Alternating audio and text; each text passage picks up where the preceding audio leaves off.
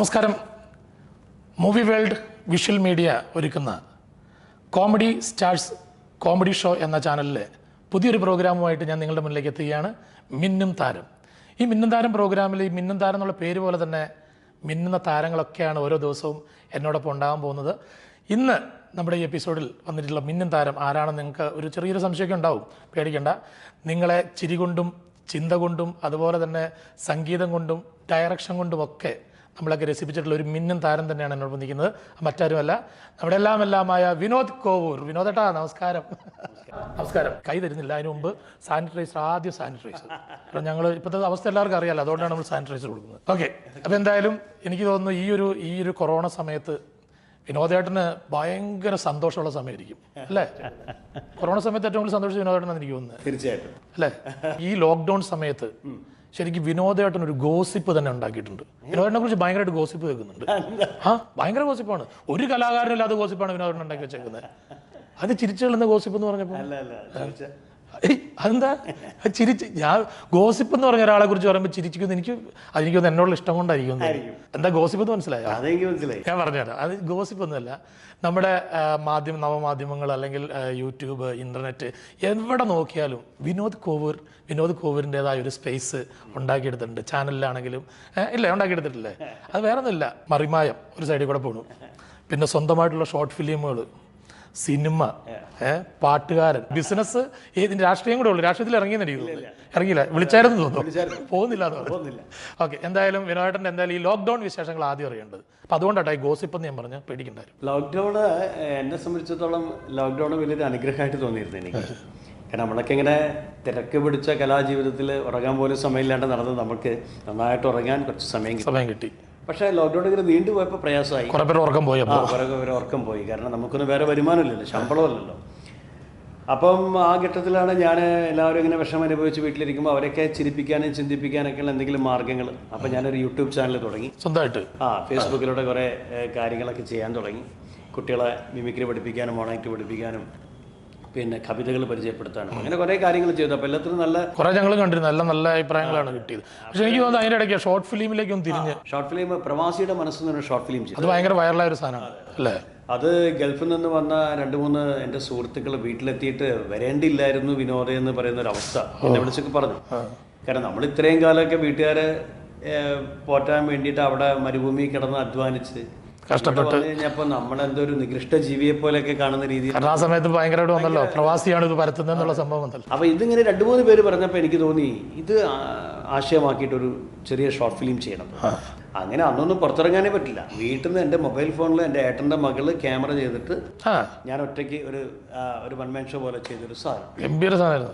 അത് മുഖ്യമന്ത്രിയുടെ പേജിൽ വന്നു. ഒരുപാട് പേര്, പ്രവാസികൾ ഒത്തിരി പേര് വിളിച്ചിട്ട് പറഞ്ഞു, വിനാട്ട അത് ഞാനാണ്, എന്നെയാണ് നിങ്ങൾ കാണിച്ചിരിക്കണമെന്ന് പറഞ്ഞു. അത് വലിയ സന്തോഷമായി. അത് കഴിഞ്ഞിട്ടാണ് പിന്നെ നമ്മുടെ കലാകാരന്മാരെ ബേസ് ചെയ്തിട്ടൊരു സാധനം ചെയ്തത്. ആർട്ടിസ്റ്റ് ഗംഭീരമായിരുന്നു. കേരളത്തിലെ എല്ലാ കലാകാരന്മാർക്കും വേണ്ടിയിട്ട് ഞാൻ ചെയ്തൊരു സംഭവമാണ്. കാരണം നമ്മുടെ ഈ ലോക്ക്ഡൗൺ വന്നപ്പം എൻ്റെ ചില കലാകാരന്മാർ എന്നെ വിളിച്ച് പറഞ്ഞത്, വിനോട്ട മൊബൈൽ റീചാർജ് ചെയ്യാൻ പൈസയില്ല, വീട്ടിൽ കൊച്ചുമോൾക്ക് പാല് മേടിക്കാൻ പൈസയില്ല, ഇങ്ങനെയുള്ള കുറേ കഷ്ടപ്പാട്. എൻ്റെ ഭാര്യ ഗർഭിണിയാണ്, അവൾ ഈ സമയത്ത് പ്രസവിക്കണ്ടായിരുന്നില്ല എന്ന് പോയി. ഇങ്ങനെയൊക്കെ പറഞ്ഞപ്പം എന്നെക്കൊണ്ടാവും നമ്മളൊക്കെ കിട്ടിയ സമ്പാദ്യത്തിൽ നിന്ന് ഞാൻ ഒരുപാട് പേരെ സഹായിച്ചു. ചെറുതും വലുതുമായിട്ട് ഒരുപാട് കലാകാരന്മാരെ സഹായിച്ചു. പിന്നെയും ആവശ്യങ്ങൾ വന്നപ്പോഴാണ് നമ്മളെ സഹായിക്കേണ്ട അവസ്ഥ എനിക്കിതൊരു സിനിമയാക്കിയാലോ എന്ന് തോന്നി. ഈ ഒരു കഷ്ടപ്പാട് കലാകാരന്മാരുടെ. അപ്പം ഈ സിനിമ അങ്ങോട്ട് ചെയ്തു കഴിഞ്ഞാൽ നമുക്ക് വിളിച്ചത്. അതെ, ഈ സിനിമ അങ്ങോട്ട് ചെയ്തു കഴിഞ്ഞപ്പം കേരളത്തിലെ എല്ലാ ആർട്ടിസ്റ്റുകളും എന്നെ വിളിച്ചിട്ട് പറഞ്ഞു, വിനോട്ട അതിനകത്തുള്ള മനു ഞാനാണ്, അതിനകത്തുള്ള മായ എൻ്റെ. സത്യമായിട്ടും ഇപ്പം ശരിക്കും പറഞ്ഞാൽ എനിക്ക് തോന്നുന്നു യൂട്യൂബിലും ഫേസ്ബുക്കിലും അതായത് ഇന്റർനെറ്റിലും എല്ലായിടത്തും കത്തിയിരിക്കുന്ന ഒരൊറ്റ പുതിയ പ്രോജക്റ്റാണ് രാജകുമാരി. എൻ്റെ പൊന്നെ, രാജകുമാരി ഒന്ന് കാണണം നിങ്ങൾ. ഇപ്പം റിലീസ് ചെയ്തിട്ടുള്ളൂ, വിഷുവിനെ റിലീസ് ചെയ്തത്. ആ രാജകുമാരി അതിൻ്റെ ഒരു എന്താണത്, എന്ത് രസമായിട്ട് അത് ചെയ്തിരിക്കുന്നത്. അത് ഡയറക്ഷൻ പിന്നെ അഭിനയിച്ചിട്ടുണ്ടോ? ഡയറക്ഷനുണ്ട്. അത് ഈ പറഞ്ഞ പോലെ ഞാൻ ഈ അടുത്ത കാലത്ത് ഒരു സിനിമയിൽ നായകനായിട്ട് അഭിനയിച്ചു പറഞ്ഞല്ലോ. അപ്പോൾ ആ സിനിമയിൽ അഭിനയിച്ചുകൊണ്ടിരിക്കുമ്പോൾ ആ സിനിമയിലെ നായികയായിട്ട് എൻ്റെ കൂടെ അഭിനയിച്ച ഒരു ടീച്ചറുണ്ട്, ഫെബി എന്നാണ് അവരുടെ കൊടുങ്ങല്ലൂരുകാരിയാണ്. അവരെനിക്കൊരു ആൽബം അയച്ചു തന്നു, ഇതൊന്ന് കണ്ടു നോക്കുന്നത്. അപ്പോൾ ആ ആൽബം എനിക്ക് ഭയങ്കര ഇഷ്ടമായി. ചാരുലത എന്നുണ്ട് ഒരു ആൽബം. ഇത് കണ്ടപ്പോൾ എനിക്ക് ഭയങ്കര ഇഷ്ടമായി. വളരെ മനോഹരമായിട്ടൊരു പാട്ട് ചിത്രീകരിച്ചിരിക്കുന്നു. പക്ഷേ പാട്ടെന്നും പറഞ്ഞുകൊണ്ട് അതിനിടയിൽ കുറച്ച് ഡയലോഗും കാര്യങ്ങളൊക്കെ വരുന്നുണ്ട്. അപ്പോൾ അവരെന്നോട് ചോദിച്ചു, വിനോദേട്ടന് ഇതുപോലെ ഒരു ആൽബം ചെയ്തൂടെ, ഷോർട്ട് ഫിലിമൊക്കെ ചെയ്തിട്ടുണ്ട്, ഇങ്ങനെ ഒരു പാട്ട്, ഒരു നല്ലൊരു കഥയാസ്പദമായിട്ടുള്ളൊരു പാട്ട്. അപ്പോൾ അതെൻ്റെ മനസ്സിൽ കയറിയിട്ട് തറച്ചു. അങ്ങനെ ഞാൻ എൻ്റെ ഒരു കൂട്ടുകാരൻ, എനിക്ക് സ്ക്രിപ്റ്റൊക്കെ ചെയ്തൊരു സേതു മാധവൻ, ഞങ്ങൾ വർഷങ്ങളായിട്ട് കൂട്ടാണ്, അവനോട് ഞാൻ ഈ കാര്യം, അവൻ ഈ ആൽബം കാണിച്ചു കൊടുക്കുകയും നമുക്ക് ഇതുപോലെ ഒരു സാധനം ചെയ്യണം, വളരെ ഒരു കഥയ്ക്ക് പ്രാധാന്യം ഉണ്ടാവണം, അതിനുള്ളിൽ കുറച്ച് നരേഷനൊക്കെ വരണം. അങ്ങനെ അവരത് മനസ്സിലിട്ട് ഇങ്ങനെ 2-3 ദിവസം കഴിഞ്ഞപ്പോൾ എന്നോട് ചോദിച്ചു, നമുക്ക് വൈക്കം മുഹമ്മദ് ബഷീറിന്റെ ബാല്യകാല സഖി എടുത്തുകൊണ്ട് ചാമ്പ്യാൻ ചോദിച്ചു. അപ്പോൾ എനിക്കും പെട്ടെന്ന് ഞാൻ വായിച്ച പുസ്തകം ചാമ്പ്യാലോ അത് നമ്മുടെ കോഴിക്കോട്. അപ്പോൾ ഞാൻ ബാല്യകാല സഖി ഞാനും നമ്മുടെയൊക്കെ എന്താ പറയുക യൂത്ത് ടൈം ഡിഗ്രിക്കൊക്കെ പഠിക്കുന്ന സമയത്താണ് ബാല്യകാല സഖിയൊക്കെ വായിക്കുന്നത്. ഇത്ര വലിയൊരു പ്രണയം വേറെ ഇല്ല. അപ്പോൾ മജീദും സുഹറയും അവരുടെ പ്രണയം മദീറ അതിൽ വെച്ച് പിടിച്ചോന്നു. സുഹറ ഈ വിനോദന്റെ ഒരു ഡയലോഗ് ഉണ്ട് അതിനകത്ത്, അത് കണ്ടവർക്ക് മനസ്സിലാവും, ഒത്തിരി പേര് കണ്ടിട്ടുണ്ട്. എനിക്ക് ആ ഷോട്ട് കണ്ടപ്പോൾ ഭയങ്കര ഇഷ്ടം തോന്നി. കാരണം ആ പെൺകുട്ടി വന്നിട്ട് ഇങ്ങനെ, മാഷേ നിങ്ങളൊരു പാട്ട് വരും, ആരാന്ന് ചോദിക്കും. ഞാൻ അദ്ദേഹത്തിന്റെ ആളാ. ആര്? സൂര്യ. അത് കാണാനാണ് ഇത് രസമായിട്ട് ആ സാധനമൊക്കെ. അങ്ങനെ ഈ കഥ പറഞ്ഞ് അവനൊരു വരികൾ എഴുതി അതെൻ്റെ മറ്റൊരു കൂട്ടുകാരനായ രൂപേഷ് ഈണം കൊടുത്തു. എൻ്റെ ആത്മാർത്ഥ സുഹൃത്തായ മറ്റൊരു സുഹൃത്ത് അത് പാടി. ഇത് ഞങ്ങളുടെ ഒരു സുഹൃത്ത് ബന്ധത്തിൻ്റെ ഒരു പാട്ടാണ് കേട്ടോ. കാരണം ഒരു 10-32 വർഷം മുമ്പ് തുടങ്ങിയ കോളേജ് കലാലയ ജീവിതത്തിൽ തുടങ്ങിയ ഒരു സുഹൃത്ത് ബന്ധം. ശരിക്കും ഇതിനു വേണ്ടിയിട്ട് പാട്ടുണ്ടാക്കിയതാണ്, അല്ല ബഷീർ സാറിൻ്റെ അതൊന്നുമല്ല. പിന്നെ അതിൽ പാടിയിരിക്കുന്നത് ഭാനുപ്രകാശും ഞാനും ഈ കാലയളവ് തന്നെ ഒരേ കോളേജിൽ പഠിച്ച ആളുകളാണ്. ആ പാട്ടൊന്ന് നമുക്ക് ജസ്റ്റ് ഒന്ന് കേൾക്കാൻ പറ്റുമോ? ഞാൻ എഴുതിക്കൊണ്ടുണ്ട്, അറിയത്തില്ലെങ്കിൽ എനിക്ക് ഞാൻ കൊണ്ടുവന്നിട്ടുണ്ട്. അക്ക റെഡി ആയിട്ട് വന്നേക്കുന്നത്. മാവിൻ്റെ മുകളില് ചോന്നമോറ് തുടുത്തൊരു മാങ്ങ, അന്നാരക്കൊട്ടന്റെ ചേലില് ആ കൊമ്പില് പായണ ചെക്കൻ, പൊന്നാരം ചൊല്ലി പായാരം ചൊല്ലി എൻ്റെ കൽവില് കൂടിയ ചെക്കൻ, കാതിലോലാക്ക് മിന്നണ മൊഞ്ചത്തി പെണ്ണൻ്റെ രാജകുമാരി, നീലക്കണ്ണിൻ്റെ നീറും നോട്ടത്തിൽ നീലരാവ് തേൻ നീലാവ്, ഭയങ്കര മൂഡ്. അതറിയാം, ഭയങ്കര രസമാണ് ആ പാട്ട്. പക്ഷെ എനിക്ക് തോന്നുന്നു ആ കുട്ടിക്ക് ആ സീൻസിൽ കഥ പറഞ്ഞു കൊടുക്കുമ്പോൾ വിനോദേട്ടൻ ആ ക്യാരക്ടർ, ആ മാഷ് എന്നുള്ള ക്യാരക്ടർ തിരിച്ചാ പാടി കൊടുക്കുന്നത് അല്ലേ? വേറെ കോഴിക്കോട് സ്റ്റൈലോ അത് പാടിക്കേ. പാട്ട് പാടി കാതിലോലാക്ക് മിന്നണ മൊഞ്ചത്തി പെണ്ണൊരു പോയത്തക്കാരി, എട്ടും പൊട്ടും തീരിയാത്ത പ്രായത്തിൽ വട്ടം കറങ്ങണ കൂറി, ഓള് വട്ടം കറങ്ങണ കൂറി. അങ്ങനെ അല്ല മാഷേ, മാറ്റി പറഞ്ഞു. ഒരുപാട് മുസ്ലിം പാട്ടുകൾ നമ്മൾ കേട്ടിട്ടുണ്ട്. എന്നോട് പല ആളുകളും എനിക്ക് മെസ്സേജ് വിട്ടിരിക്കുന്നത് ഇതൊരു ക്ലാസിക് മുസ്ലിം പാട്ടാണ്. ഇത് ആരാ? സേതുമാധവൻ സാറാണ് എഴുതിയത്. സേതുമാധവൻ എഴുതി, രൂപേഷ് ഈണം കൊടുത്തു, പിന്നെ റോയ് ജോർജ് ആണ് അതിന് ഓർക്കസ്ട്രേഷൻ കൊടുത്തത്. അതെല്ലാം കൂടെ ചേർന്ന് വിനോദന്റെ കയ്യിലേക്ക് കിട്ടിയപ്പോൾ അത് വിഷ്വൽ ചെയ്ത് കാണിച്ചു കൊടുത്തു. ഇത് ഇറങ്ങി കഴിഞ്ഞിട്ട് കുറെ പേര്, പ്രശസ്ത മോഹൻലാൽ സാർ, പ്രിയദർശൻ സാർ, മഞ്ജു വാര്യർ, അങ്ങനെയുള്ള താരങ്ങളൊക്കെ വിളിച്ചു തോന്നുന്നു. വലിയൊരു അനുഗ്രഹമാണ്. കാരണം ഞാൻ എൻ്റെ കൂട്ടുകാരോട് പറഞ്ഞിരുന്നു, നമ്മുടെ കൂട്ടുകെട്ടിൻ്റെ ഒരു പാട്ടാണ്. പിന്നെ ഈ പാട്ട് ചിത്രീകരിക്കാനും ഒരു 65-70 രൂപയോളം ചിലവ് വന്നിട്ടുണ്ട്. അപ്പോൾ ഈ ചിലവ് ആര് വായിക്കുന്നുണ്ട്? അപ്പം ഗൾഫിൽ നിന്ന് എൻ്റെ ഒരു സുഹൃത്ത്, എൻ്റെ ഒരു ഭയങ്കര ഫാനായിട്ടുള്ള സുഹൃത്താണ് ഫൈസൽ VP. അവൻ വിനേട്ട ഞാൻ മുടക്കിക്കോളാം, പാട്ട് ഞാൻ അവൻ അയച്ചു കൊടുത്തു. അയ്യോ ഈ പാട്ട് നിങ്ങൾ എന്തായാലും ചിത്രീകരിക്കും, കാശ് ഞാൻ തരാണ്. അങ്ങനെയാണ് പാട്ട്. അദ്ദേഹത്തിന് ഭയങ്കര ഒരു ക്രെഡിറ്റ് ആയിരിക്കും ഇപ്പം. തീർച്ചയായിട്ടും അദ്ദേഹം ഗൾഫിൽ താരാണ് ഇപ്പോൾ. ലാലേട്ടൻ വിളിച്ചു. എനിക്ക് ലാലേട്ടൻ വിളിച്ച കഥ അവിടെ നിൽക്കട്ടെ. ലാലേട്ടൻ വിളിച്ച കഥ കേൾക്കാൻ വേണ്ടി ഇച്ചിരി സമയമുണ്ട്. അതിന് മുമ്പ് ഞാൻ വിനോദേട്ടൻ ഒരു സന്തോഷകരമായ കാര്യം തരാൻ പോകുന്നു. ഇതിൻ്റെ അകത്ത് കുറേ സംഭവങ്ങൾ ഞാൻ ഇട്ടിട്ടുണ്ട്. വിനോദേട്ടൻ അങ്ങനെ പറഞ്ഞ കഥ പറഞ്ഞ് സിനിമാ നടനായിട്ട് സൂപ്പർ സ്റ്റാർ ആയിട്ട് പോയിട്ട് കാര്യമില്ലല്ലോ. നമുക്ക് വിനോദേട്ടനെ കൊണ്ട് എന്തെങ്കിലുമൊക്കെ ചെയ്യിപ്പിക്കണ്ടേ? ഇഷ്ടമുള്ള എടുത്തോ, ഒരെണ്ണം എടുത്തോ, നോക്കട്ടെ. ലാലേട്ടൻ്റെ കഥ കേൾക്കാം. അതിന് മുമ്പ് വിനോദേട്ടൻ എന്താ നോക്കട്ടെ, എന്താ എഴുതിയേക്കുന്നത്? കുസൃതി ചോദ്യം. ഞാൻ കുസൃതിയായിട്ടുള്ളൊരു ചോദ്യം ചോദിക്കും, അതിന് കറക്റ്റായിട്ട് ഉത്തരം പറയണം. പെട്ടെന്ന് ഉത്തരം പറയണം, ആലോചിക്കാനുള്ള സമയമൊന്നുമില്ല. പെട്ടെന്ന് ചോദ്യം, ഞാൻ ചോദ്യമൊക്കെ റെഡിയാക്കി വെച്ചിട്ടുണ്ട്. 2 ചോദ്യമാണ് ഞാൻ ചോദിക്കാൻ പോകുന്നത്. അതൊന്നുമല്ല, അതൊക്കെ വേറെ. ഇത് വേറെ കുറച്ചുകൂടെ റേഞ്ച് കൂടുതലാണ്. കുത്തുന്ന നിറം. 1 2 3 4. കുത്തുന്ന നിറോ? കുത്തുന്ന എങ്ങനെ നിറം ബ്ലാക്ക് ആവുന്നത്? അത് ഓട്ട് കുത്തുന്നല്ലേ? അതല്ല, കുത്തുന്ന നിറം പച്ച. പച്ച കുത്തുക. കുസൃതി ചോദ്യം. അപ്പൊ ആദ്യത്തെ തോറ്റുപോയി, സാരല്ല, കുഴപ്പമില്ല. അടുത്ത്, കടിച്ചമർത്താൻ പറ്റുന്ന വേദന. കടിച്ചമർത്താൻ പറ്റുന്ന വേദന. കടിച്ചമർത്താൻ പറ്റുന്ന വേദന. കടിച്ചമർത്താൻ പറ്റുന്ന വേദന. കടിച്ചമർത്താൻ പറ്റുന്ന വേദന. പല്ലുവേദനയോ? അയ്യോ, സിമ്പിളായിട്ട് ഉത്തരം പറഞ്ഞിരിക്കുന്നത്. കറക്റ്റായിട്ട് പല്ലുവേദന. കറക്റ്റ് അല്ലേ? കടിച്ചമർത്താൻ പറ്റുന്ന വേദന എന്താ? തലവേദന കടിച്ചമർത്താൻ പറ്റുമോ? കാലുവേദന കടിച്ചമർത്താൻ പറ്റുമോ? ഇല്ല. ഞാൻ വെറുതെ പറഞ്ഞു കേട്ടോ. ആടാ, ആലോചിച്ച് പറഞ്ഞല്ലേ? ഞാൻ വിചാരിച്ച ഒരു ബുദ്ധിമാനായിരിക്കുന്നു. ഓക്കെ, ശരി. അപ്പൊ നമുക്ക് ലാലേട്ടന്റെ വിശേഷങ്ങൾ, ലാലേട്ടൻ എന്താ പറഞ്ഞു നോക്കിയിട്ട് നോക്കാം. ലാലേട്ടന്റെ പേജിലൂടെയായിരുന്നു ഈ രാജകുമാരി റിലീസ് ചെയ്യണമെന്ന് ഞാൻ ആഗ്രഹിച്ചിരുന്നത്. പക്ഷെ ലാലേട്ടന്റെ സിനിമയുടെ ഷൂട്ടിങ്ങും കാര്യങ്ങളായിട്ട് ഗോവയിൽ ഭയങ്കര ബിസിയായി. എൻ്റെ മെസ്സേജൊന്നും നോക്കിയില്ല.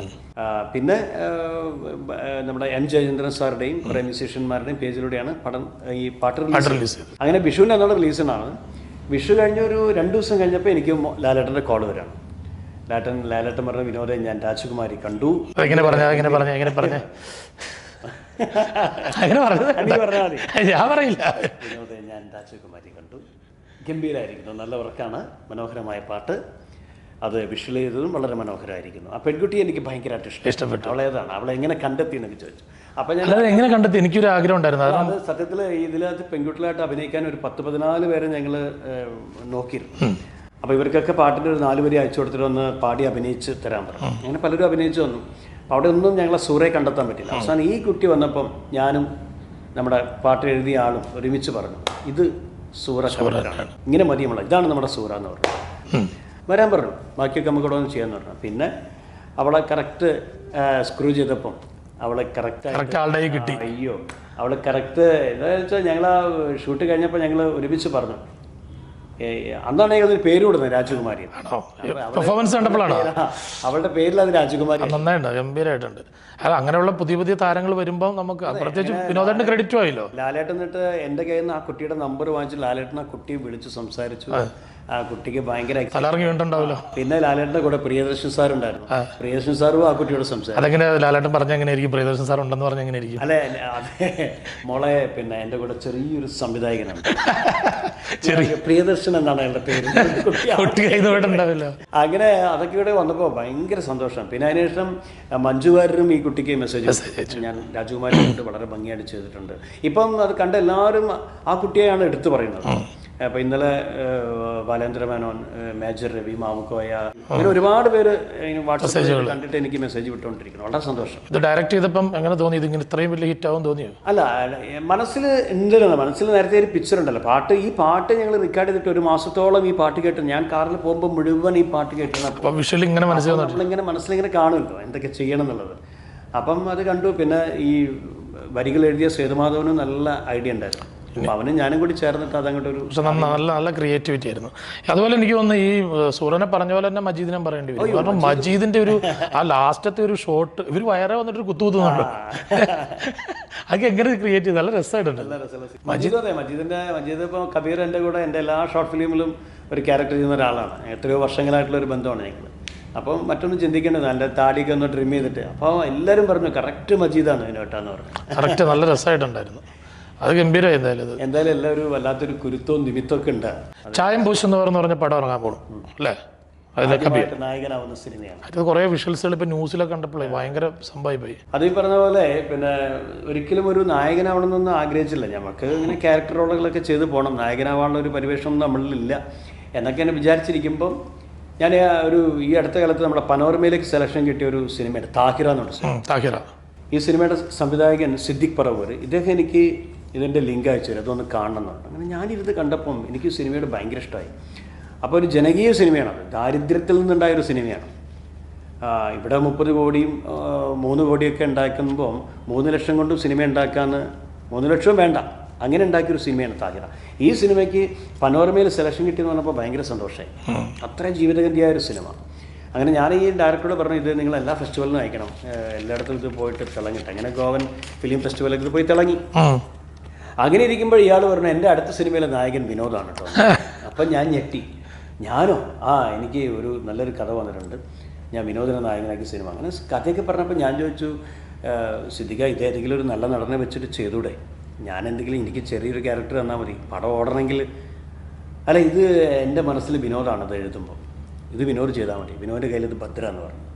അങ്ങനെ വലിയ റെമ്യൂണറേഷൻ തരാൻ പറ്റില്ല, എൻ്റെ കൂടെ ഒരു 10 ദിവസം സഹകരിക്കണം എന്ന് പറഞ്ഞ് കൊടുങ്ങല്ലൂർ ഭാഗത്ത് ഒരു വീട്ടിൽ വെച്ചിട്ട് ഇതിൻ്റെ ഷൂട്ടിംഗ് നടക്കുകയാണ്. സത്യത്തിൽ ആദ്യത്തെ ദിവസമൊക്കെ ഞാനൊരു നമ്മൾ ഒരു സെലിബ്രിറ്റിയാണ്, കുറേ സിനിമകളിലൊക്കെ അഭിനയിച്ചിട്ടുണ്ട്, അതൊക്കെ ഉണ്ടായിരുന്നു. രണ്ടാം ദിവസമായപ്പോൾ ഞാൻ ഇവരിൽ ഒരാളായിട്ട് മാറി. നമ്മൾ ആ ബലം പിടിച്ചിട്ടൊന്നും കാര്യമില്ല, കാരണം ബലം പിടിച്ചിട്ട് കാര്യമില്ല. ഇത്ര മനോഹരമായൊരു സെറ്റ്, ഇത്ര മനസ്സിന് ഇഷ്ടപ്പെട്ടൊരു സെറ്റ് വരാൻ MIT മ്യൂസിയത്തിൽ വർക്ക് ചെയ്യുന്ന സമയത്താണ് ഇങ്ങനൊരു അനുഭവം മുമ്പുണ്ടായിരുന്നത്. ഇവിടെ ഞാനും എൻ്റെ ഭാര്യയായിട്ട് അഭിനയിക്കുന്ന ഫെബി എന്ന് പറഞ്ഞ ടീച്ചർ, 2 മക്കൾ, ഞങ്ങളാണ് ഈ കുടുംബം. അപ്പോൾ ഈ കുടുംബത്തോട് എനിക്ക് തോന്നിയൊരു ഇൻറ്റിമസി, ഉച്ചയ്ക്ക് ഞങ്ങളിരുന്ന് ഭക്ഷണം കഴിക്കുന്ന രീതി, ഭാര്യയായിട്ട് അഭിനയിക്കുന്ന ഫെബി തന്നെയാണ് ഞങ്ങൾക്ക് എല്ലാവർക്കും ഭക്ഷണം തരുന്നത്. ചെറിയ സെറ്റ്, ചെറിയ ഭക്ഷണം, വൈകുന്നേരങ്ങളിൽ ചായ മാത്രമേ ഉണ്ടാവുള്ളൂ, കടി ഉണ്ടാവില്ല, പിശുക്കുകയാണ്. എന്നിട്ട് എനിക്ക് അപ്പോൾ എൻ്റെ 2 കുട്ടികളായിട്ട് അഭിനയിക്കുന്ന 2 കുട്ടികളുണ്ട്. അപ്പോൾ ഇവർക്കൊക്കെ എന്തെങ്കിലും കടി, അവസാനം ഞാൻ പോയിട്ട് കടി വാങ്ങിച്ചുകൊണ്ട് വരും. ചെറിയ പ്രൊഡ്യൂസറായി. അങ്ങനെ പ്രൊഡ്യൂസറുടെ ഭാഗം. പിന്നെ എൻ്റെ കാറാണ് ഇതിന് വേണ്ടിയിട്ടൊക്കെ ഓടിക്കുന്നത്. അങ്ങനെ ഞാൻ 9 ദിവസം കഴിഞ്ഞിട്ട് എൻ്റെ റോള് കഴിഞ്ഞിട്ട് ഞാൻ ചെല്ലുകയാണ്, ബാക്കി എന്തൊക്കെയായി നടക്കണമെന്ന് അറിയാൻ. ഡെയിലി എറണാകുളത്ത് കൊടുങ്ങല്ലൂർക്ക് കാറെടുത്ത് പോയിട്ട് ഇവരുമായിട്ട് വല്ലാത്തൊരു ആത്മബന്ധം. ഈ സിനിമയുടെ A to Z അതിൻ്റെ ഡബ്ബിങ് നടക്കുക. എൻ്റെ ഡബ്ബിങ് കഴിഞ്ഞാൽ എനിക്ക് പോരാ. ഞാൻ ഇവർ കുട്ടികളെ ഡബ് ചെയ്യുമ്പോഴും ടീച്ചർ ഡബ് ചെയ്യുമ്പോഴൊക്കെ ഞാനവിടെ നിൽക്കുകയാണ്. അപ്പം ഞാൻ ആദ്യം പറഞ്ഞാൽ ഒന്നും മാറ്റി, പ്രൊഡ്യൂസർ. അപ്പോൾ എന്തായാലും അത്രയും കഷ്ടപ്പാടിൽ നിന്നുണ്ടായൊരു സിനിമയാണ്. സിനിമ വന്നു കഴിഞ്ഞപ്പം ഒരു അവാർഡ് സിനിമയുടെ എല്ലാ പരിവേഷവും അതിനാണ്. അതിന്റെ ന്യൂസിലൊക്കെ കാണുമ്പോൾ നമുക്കറിയാം അത് എന്തായാലും എന്താ പറയുക, അവാർഡിന്റെ ഒപ്പം എത്തും എന്നുള്ളത്. അല്ല, അവാർഡൊന്നും കിട്ടിയിട്ടില്ല, എന്തായാലും എന്നെ നായകനാക്കിയിട്ടും സിനിമ ചെയ്യാൻ ഒരാൾ മുന്നോട്ട് വന്നല്ലോ. അതെ, അത് ഇറങ്ങുമ്പോൾ എല്ലാവരും ഒന്ന് പ്രൊമോട്ട് ചെയ്ത് വിട്ടാൽ മതി. പിന്നെ നമ്മളിപ്പോൾ ഒരുപാട് ഏറ്റവും കൂടുതൽ തമാശ ചെയ്യുന്നതാണ് എല്ലാവരും കണ്ടത്. ഇപ്പം ഞാൻ ഈ അടുത്ത കാലത്ത് ചെയ്ത ഷോർട്ട് ഫിലിമിലാണ് ഞാൻ വളരെ വ്യത്യസ്തമായുള്ള ചില ക്യാരക്ടറുകൾ. അല്ല, ഞങ്ങളൊക്കെ അങ്ങനെയാണ് അറിഞ്ഞു തുടങ്ങിയത്. വിനോദേട്ടൻ ഇങ്ങനെ മാറ്റി ചിന്തിക്കുന്നുണ്ട്. എനിക്ക് ശരിക്കും കോഴിക്കോട് ഒരു നാടകക്കാലം ഉണ്ടായിരുന്നു. നാടകത്തിലൊക്കെ സ്ഥിരമായിട്ട് ബെസ്റ്റ് ആക്ടർ നേടുന്ന ആ നാടകങ്ങളൊക്കെ സീരിയസ് നാടകങ്ങളായിരുന്നു ഞാൻ അഭിനയിച്ച നാടകങ്ങളൊക്കെ. പിന്നെ ജീവിക്കാൻ വേണ്ടിയാണ് നമ്മൾ കോമഡിയിലേക്ക് ഇറങ്ങിയത്. അപ്പോൾ എന്തായാലും ഈ സിനിമ എനിക്ക് ഒരു പ്രതീക്ഷയുള്ള സിനിമയാണ്, ചായം പൂശുന്നവർ. ഇപ്പം ആ സിനിമയിലെ നായകനായെന്നുള്ള വാർത്ത വന്നതിന് ശേഷം ഒരു 4-5 പേര് എൻ്റെ അടുത്ത് വന്നിട്ടുണ്ട്. അവരുടെ അടുത്തൊക്കെ നല്ല കഥകളുണ്ട്, വിനോദത്തിന് പറ്റിയ കഥയാണ്, ഇത് വിനോദം ചെയ്താൽ മതി, ഒരു 30 ലക്ഷം ഉണ്ടെങ്കിൽ നമുക്ക് ഈ സിനിമ ചെയ്യാൻ പറ്റും. അപ്പോൾ അവരൊക്കെ പ്രൊഡ്യൂസറെ കിട്ടാൻ വേണ്ടിയുള്ള ഓട്ടത്തിലാണ്. നടക്കും. പിന്നെ അങ്ങനെയാണല്ലോ വരുന്നത്. എനിക്ക് നഞ്ചിയമ്മയുടെ കൂടെ പാടിയും തോന്നില്ല, അത് പറയാൻ പറ്റില്ല ഇപ്പോൾ, അതിപ്പോൾ കേൾക്കാനായിട്ടില്ല. എല്ലാവർക്കും വലിയ ഒരു നമസ്കാരം. ഇന്നത്തെ മനോഹരമായ എപ്പിസോഡ് ആരംഭിക്കുകയായി. മിന്നും താരത്തിൻ്റെ മനോഹരമായ എപ്പിസോഡിൽ ഏവരെയും ഹാർദവമായി സ്വാഗതം ചെയ്യട്ടെ. ചിരി മനുഷ്യൻ്റെ ആയുസ് വർദ്ധിപ്പിക്കുമെന്ന് തന്നെയാണ് നമ്മളെല്ലാവരും വിശ്വാസം. ശരിക്കും കേവലമായൊരു വിശ്വാസമല്ല, അതാണ് സത്യം. ചിരിക്കാൻ ഇഷ്ടപ്പെടുന്ന എല്ലാവരും നമ്മുടെ പ്രോഗ്രാം ധൈര്യമായിട്ട് കണ്ടോളൂ. ഇന്നത്തെ മിന്നും താരത്തിൻ്റെ ഒരു പ്രിയപ്പെട്ട അതിഥി നമ്മളോടൊപ്പം ചേരുന്നുണ്ട്. അദ്ദേഹത്തിൻ്റെ ഒരു മനോഹരമായ പ്രത്യേകതയുണ്ട്. എന്താണെന്നറിയാമല്ലോ അല്ലേ? അദ്ദേഹത്തെ നമുക്ക് എത്രയും പെട്ടെന്ന് കണ്ടുമുട്ടാം. ഏവരെയും ഒരിക്കൽ കൂടെ സ്നേഹത്തോടു കൂടി വെൽക്കം ചെയ്യുന്നു. നിങ്ങളുടെ സ്വന്തം മിന്നും താരം. സാർ നമസ്കാരം. നമസ്കാരം. ഒരു ജോത്സ്യരെ നമ്മളിന്ന് അതിഥിയായിട്ട് ഇവിടെ കൊണ്ടുവരുന്നുള്ള വലിയ ആഗ്രഹമായിരുന്നു. നമ്മുടെ പ്രേക്ഷകരെല്ലാവരും ജോത്സ്യരെ വിശേഷങ്ങൾ ഇങ്ങനെ അറിയാൻ വേണ്ടി കാത്തിരിക്കുന്നു. സാർ, സാറിന്റെ പേരൊന്ന് പറയാമോ പ്രേക്ഷകർ? എൻ്റെ പേര് പ്രകാശൻ. പ്രകാശൻ. അപ്പൊ അത്രയും നല്ലൊരു പേര്, ഒരു പ്രകാശം പരത്തുന്ന ഒരാളാണ് സാർ അല്ലേ? സാറിന്റെ വീട്ടുപേര്? ആശാരിപ്പറമ്പിൽ. ഓക്കെ. സാർ, സംശയം ചോദിച്ചോട്ടെ, എന്താണ് ഇങ്ങനെ ജോത്സ്യന്മാർ ഇങ്ങനെ 3 കുറി ഇങ്ങനെ ഇടുന്ന കാര്യം എന്താണത്? അത് 3 കുറി ഇപ്പൊ ഉണ്ടല്ലോ, അത് ദൈവദത്തമായിട്ടുള്ള ഒരു സംഭവമാണ്. അപ്പൊ ഓരോ അവസ്ഥകളും കാര്യങ്ങളും ഉണ്ട്, അതാണ് ആ 3 കുറി. ഇത് കുറിയല്ലേ? ഇത് കുറിയാണ്? അല്ലല്ല, ഇത് കുറിയാണ്. അല്ല, ഇത് പൂച്ചമാന്തിന്റെ പാടാ, ഓപ്പറേഷൻ പൊട്ടിയിട്ടിരിക്കുക ഉണങ്ങാനായിട്ട്. പൂച്ചമാന്തിന്റെ പാടാണല്ലേ? അതെ. പിന്നെ ഞാൻ വന്നതിന്റെ ഒരു കാര്യം, നിങ്ങൾ ആ ഗേറ്റ് കടന്നപ്പോ തന്നെ എനിക്കിവിടെ സംഭവം കിട്ടേണ്ടതുപോലെ കിട്ടി. അപ്പൊ ഞാൻ വന്നതിന്റെ കാര്യം പ്രത്യേകിച്ച് പറയേണ്ട കാര്യമില്ല. നിങ്ങളുടെ പേര്? എന്റെ പേര് വിനീത്. നിങ്ങളുടെ നാള്? എന്റെ നാള് ഭരണി. അത് കൊള്ളാം, അച്ചാറിട്ട് വെക്കാം. അല്ല, ഭരണി എന്ന് പറഞ്ഞു. അപ്പൊ എന്റെ നാളുടെ പേരാ പറഞ്ഞ, ഭരണി എന്ന് അച്ചാറിട്ട് വെക്കണ കാര്യമല്ലോ പറഞ്ഞ. ഞാൻ വന്ന കാര്യം പറയാ. ഇല്ലല്ല, നിങ്ങൾ പറയണ്ട, ഞാനത് കാണുന്നുണ്ട്. കാരണം നിങ്ങളിൽ ഒരുപാട് പ്രശ്നങ്ങള്, നിങ്ങൾ ബുദ്ധിമുട്ട് നേരിടുന്നു. ഒരുപാട് മാനസികമായ ഒരുപാട് പ്രശ്നങ്ങളുണ്ട്. ഞാൻ ഈ ചില ദിവസങ്ങളിൽ അവിടെയും കണ്ടു ഇവിടെയും കണ്ടു, അങ്ങനെ അതൊരു കുഴപ്പമാണ്. അവിടെ ഇവിടെയും കാണുന്നുണ്ട്. ആണല്ലേ? അവിടെയും കണ്ടു ഇവിടെയും കണ്ടു, അതാണ് പ്രശ്നം. ആണല്ലേ? അത് ഈ ഭരണി നക്ഷത്രക്കാരുടെ ഒരു പ്രത്യേകതയാണ്. കാരണം നമ്മൾ ഗണിച്ച് കണ്ടുപിടിക്കും. നമ്മൾ കബഡി നിരത്തി നമ്മള് ഓരോ റൂമുകളിലേക്ക് മാറ്റും. ആണല്ലേ? അപ്പോൾ നമ്മളെന്തായാലും ഒരു പൊതുവായൊരു സംശയമുള്ളതെന്ന് പറയുമോ, ഈ ആവാഹനം, ഈ പ്രേതങ്ങളെ നമ്മൾ ആവാഹിക്കുക എന്നൊക്കെ പറഞ്ഞൊരു സംഭവം ഉണ്ടല്ലോ, അതെന്താണ് ശരിക്കും ആവാഹനം എന്ന് പറഞ്ഞു കഴിഞ്ഞാൽ? ഈ ആവാഹനം എന്ന് പറയുന്നത് ചില്ലറ കേസ് കിട്ടല്ലേ? ഇത് ഒത്തിരി പൈസ ചിലവാകുക. പൈസ ചെലവാകും. പൈസയുടെതല്ല, ഈ ആവാഹനം പിടിച്ചെടുക്കുക എന്ന് പറയുന്നത് പിന്നെ ജീവൻ മരണ പോരാട്ടമാണ്. പിന്നെ അതായത് മരിച്ചുപോയ ആൾക്കാരുടെ പിന്നെ ആൾരൂപ ഉണ്ടാക്കും. ആൾരൂപ ഉണ്ടാക്കിയിട്ട് നമ്മളത് ദഹിപ്പിച്ച് കളയാൻ, അല്ലെങ്കിൽ കടലിൽ കൊണ്ട് ഒഴുകി. എങ്ങനെയാണ് ഈ ആവാഹനം ചെയ്യുന്നതെന്നുള്ള നമുക്ക് അറിയാൻ താല്പര്യമുണ്ട്. അതെന്ന് പറഞ്ഞാൽ അത് നല്ല പിന്നെ ഒരു ശാന്തിക്കാരനെ വിളിക്കണം. അല്ല അതെനിക്ക് അറിയാമല്ലോ. നമ്മൾ ചോദിച്ചു ഇത് എന്താണ് ഇതിന്റെ ആവാഹനത്തിന്റെ ഒരു ഉദ്ദേശം എന്താണ്? നമുക്ക് ആൾക്കാർക്ക് ശല്യം ഉണ്ടാവും മരിച്ചുപോയവര്. അപ്പൊ അവര് ആവാഹനം ചെയ്യും. അവരാവാഹിക്കും. അപ്പൊ അതിന്റെ ഒരു അനുഭവങ്ങൾ എന്തെങ്കിലും? അനുഭവങ്ങൾ ഞാൻ തൃച്ചാറ്റുകുളത്ത് അവിടെ ഇതുപോലെ 5 പേരാ മരിച്ചേക്കണം. 5 പേര് മരിച്ചു. 5 പേരെ മരിച്ചിട്ട് ഇവര് ഭയങ്കര ശൈലി. രാത്രി അവിടുന്ന് അങ്ങോട്ട് മാറുന്നു, ഇങ്ങോട്ട് മാറുന്നു. ഇരുട്ടത്തൊക്കെ പുറത്തിറങ്ങാൻ ഭയങ്കര പ്രശ്നമാണ്. അങ്ങനെ ഞങ്ങൾ അവിടെ ചെന്ന് വെളുപ്പിന് 5 മണിക്ക് തന്നെ പിന്നെ ഗണപതി മോഹം തുടങ്ങി. ഗണപതി മോഹം അല്ല, പിന്നെ ഗണപതി ഹോമം തുടങ്ങി. ഒരു 12 മണിയോടുകൂടി ആവാഹനം തുടങ്ങി. പിന്നെ ആവാഹനം തുടങ്ങി. പിന്നെ 5 പേരുണ്ട് ഇവര്, ഒരു പെണ്ണും 4 ആണും. അങ്ങനെ ഞങ്ങൾ പിടിച്ച് ഇപ്പൊ ഈ ക്രിയക്കാരൻ ആവാഹിച്ച് ഇങ്ങനെ കൊണ്ടുവന്ന് കുടത്തിലേക്ക് ഇടുക. ഈ 12 മണി തൊട്ട് ഉച്ചക്ക് 12 മണി തൊട്ട് വൈകുന്നേരം 5 മണി വരെ ആയിട്ടും ഈ മങ്കപ്പെണ്ണി ചേച്ചിനെ മാത്രമേ കിട്ടണുള്ളൂ. ബാക്കി എല്ലാവരും ഓട്ടാ, പിടുത്തം തരികയില്ല. അപ്പൊ ഈ ചേച്ചിനെ കിട്ടണുണ്ട്. ചേച്ചി എന്താ ഓടിയിട്ട് എന്താ കിട്ടാൻ കാര്യം? എന്താ ചേച്ചിനെ മാത്രം കിട്ടാൻ കാര്യം എന്ന് പറഞ്ഞാൽ ചേച്ചിയുടെ കാലം മന്ദമുള്ളതുകൊണ്ട് ഓടാൻ പറ്റില്ല. അങ്ങനെ മറ്റവരെല്ലാം ഓട്ടക്കാര്. പിന്നെ അടുത്ത ആളെ കിട്ടി. അവിടെ കിട്ടി എല്ലാത്തിനും പിടിച്ച്. ഈ സോമൻ ചേട്ടനെയൊക്കെ പിടിച്ചെന്ന് പറഞ്ഞാൽ കിണറ്റിന്റെ അവിടെ വെള്ളം കുടിക്കാതിരുന്നപ്പോഴായിരുന്നു പിടിച്ച് കുടത്തിലിട്ടു. അങ്ങനെ എല്ലാത്തിനെയും പിടിച്ച് കെട്ടി എന്നാ കടലിൽ കൊണ്ടുപോയി ഒഴുക്കി. കടലിലേക്ക് നിങ്ങൾ പോയോ? കടലിൽ കൊണ്ട് ഒഴുക്കി നടുക്കടലിൽ കൊണ്ടുചെല്ലണം. ഞങ്ങൾ വള്ളത്തിൽ ചെന്ന് അപ്പൊ ഈ ഇങ്ങേരോട് പറഞ്ഞു വള്ളത്തിൽ നിന്ന് മൊത്തം പുറത്തു പോകാതെ മറിച്ച് കളണമെന്ന് പറഞ്ഞു. നടുക്കടലിൽ ചെല്ലുമ്പോൾ വള്ളത്തിൽ നിന്ന് പുറത്തു പോകാതെ മറിക്കണം. അതെല്ലാം പറഞ്ഞ പോലെ തന്നെ ചെയ്ത്. പിന്നെ വള്ളം ഉൾപ്പെടെ മറിച്ചിട്ടത് ഞാനും സ്രാവും കൂടെ കെട്ടിപ്പിടിച്ച കരക്ക് വന്നത്. അയ്യോ, പിന്നെ അത് ഭയങ്കര ഈ വസ്തുപഞ്ചകം എന്നൊക്കെ പറഞ്ഞ സംഭവമാണല്ലേ? 5 പേര് പോകുന്ന. അപ്പൊ ഈ ഉച്ചാടനം എന്ന് പറഞ്ഞ സംഭവം, ഉച്ചാടനം എന്ന് പറഞ്ഞാൽ അത് ഈ ചടങ്ങിനടക്ക് ഉച്ചക്ക് ഒരേ അടിക്കും. എന്നുവെച്ചാൽ ആടി നടക്കുന്നതാണ് ഉച്ചാടനം. അപ്പൊ ജോത്സ്യരുടെ വീട്ടില് ഭാര്യയൊക്കെ ആയിട്ട് എങ്ങനെയാണ്? നല്ല സ്നേഹത്തിലാണോ? എത്ര മക്കള്, കാര്യങ്ങള്? 3 പേര്. എനിക്കൊരു ജോത്സ്യരോട് ഞാൻ വന്ന കാര്യം പറയണ. അതാ ഇപ്പൊ പറയണ. നിങ്ങളുടെ കാര്യങ്ങളെല്ലാം കേട്ടിട്ട് വേണം എനിക്ക് സംസാരിക്കാൻ. അല്ല, അപ്പൊ എനിക്ക് ഒരു ചെറിയ പ്രശ്നം എന്ന് പറഞ്ഞാൽ എനിക്ക് പുറത്ത് പറയാമെന്നറിയില്ല. എന്താണ് തന്റെ വിഷയം? എന്തെങ്കിലും നമുക്ക് പരിഹാരം ഉണ്ടാക്കാം. പറഞ്ഞാൽ കരച്ചില് വരും. എന്തിന്? താൻ ടെൻഷൻ പിടിക്കാതെ. എനിക്ക് എന്തൊക്കെ പറഞ്ഞാൽ തീരാത്ത കേസ് കിട്ടൊന്നുമില്ല. നമുക്ക് എന്തിന് പരിഹാരം ഉണ്ടാക്കാം. പരിഹാരം ഉണ്ടാക്കാം. എനിക്ക് എന്റെ കല്യാണം കഴിഞ്ഞ് ഞാൻ പറഞ്ഞില്ല, ഒരു കല്യാണം കഴിച്ചു. അതെ, കുട്ടികളില്ല. കുട്ടികൾ അതന്നെ പല്ലിയലിച്ച അല്ല, ഞാൻ സങ്കടം അത് പാവണ്ടിട്ടാണ്.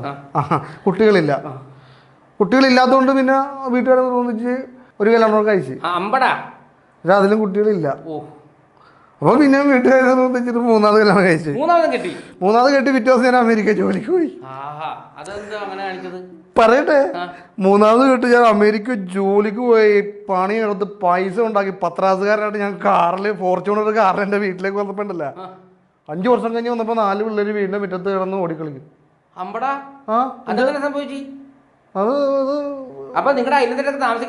അയൽനടുത്ത് നല്ല മാന്യമായിട്ടുള്ള ഗവൺമെന്റ് ഉദ്യോഗസ്ഥർ, ഒരു പ്രായമുള്ള 60 വയസ്സിന് മേലുള്ള ആൾക്കാർ അവിടെ താമസിക്കുന്നത്. അറിയോ?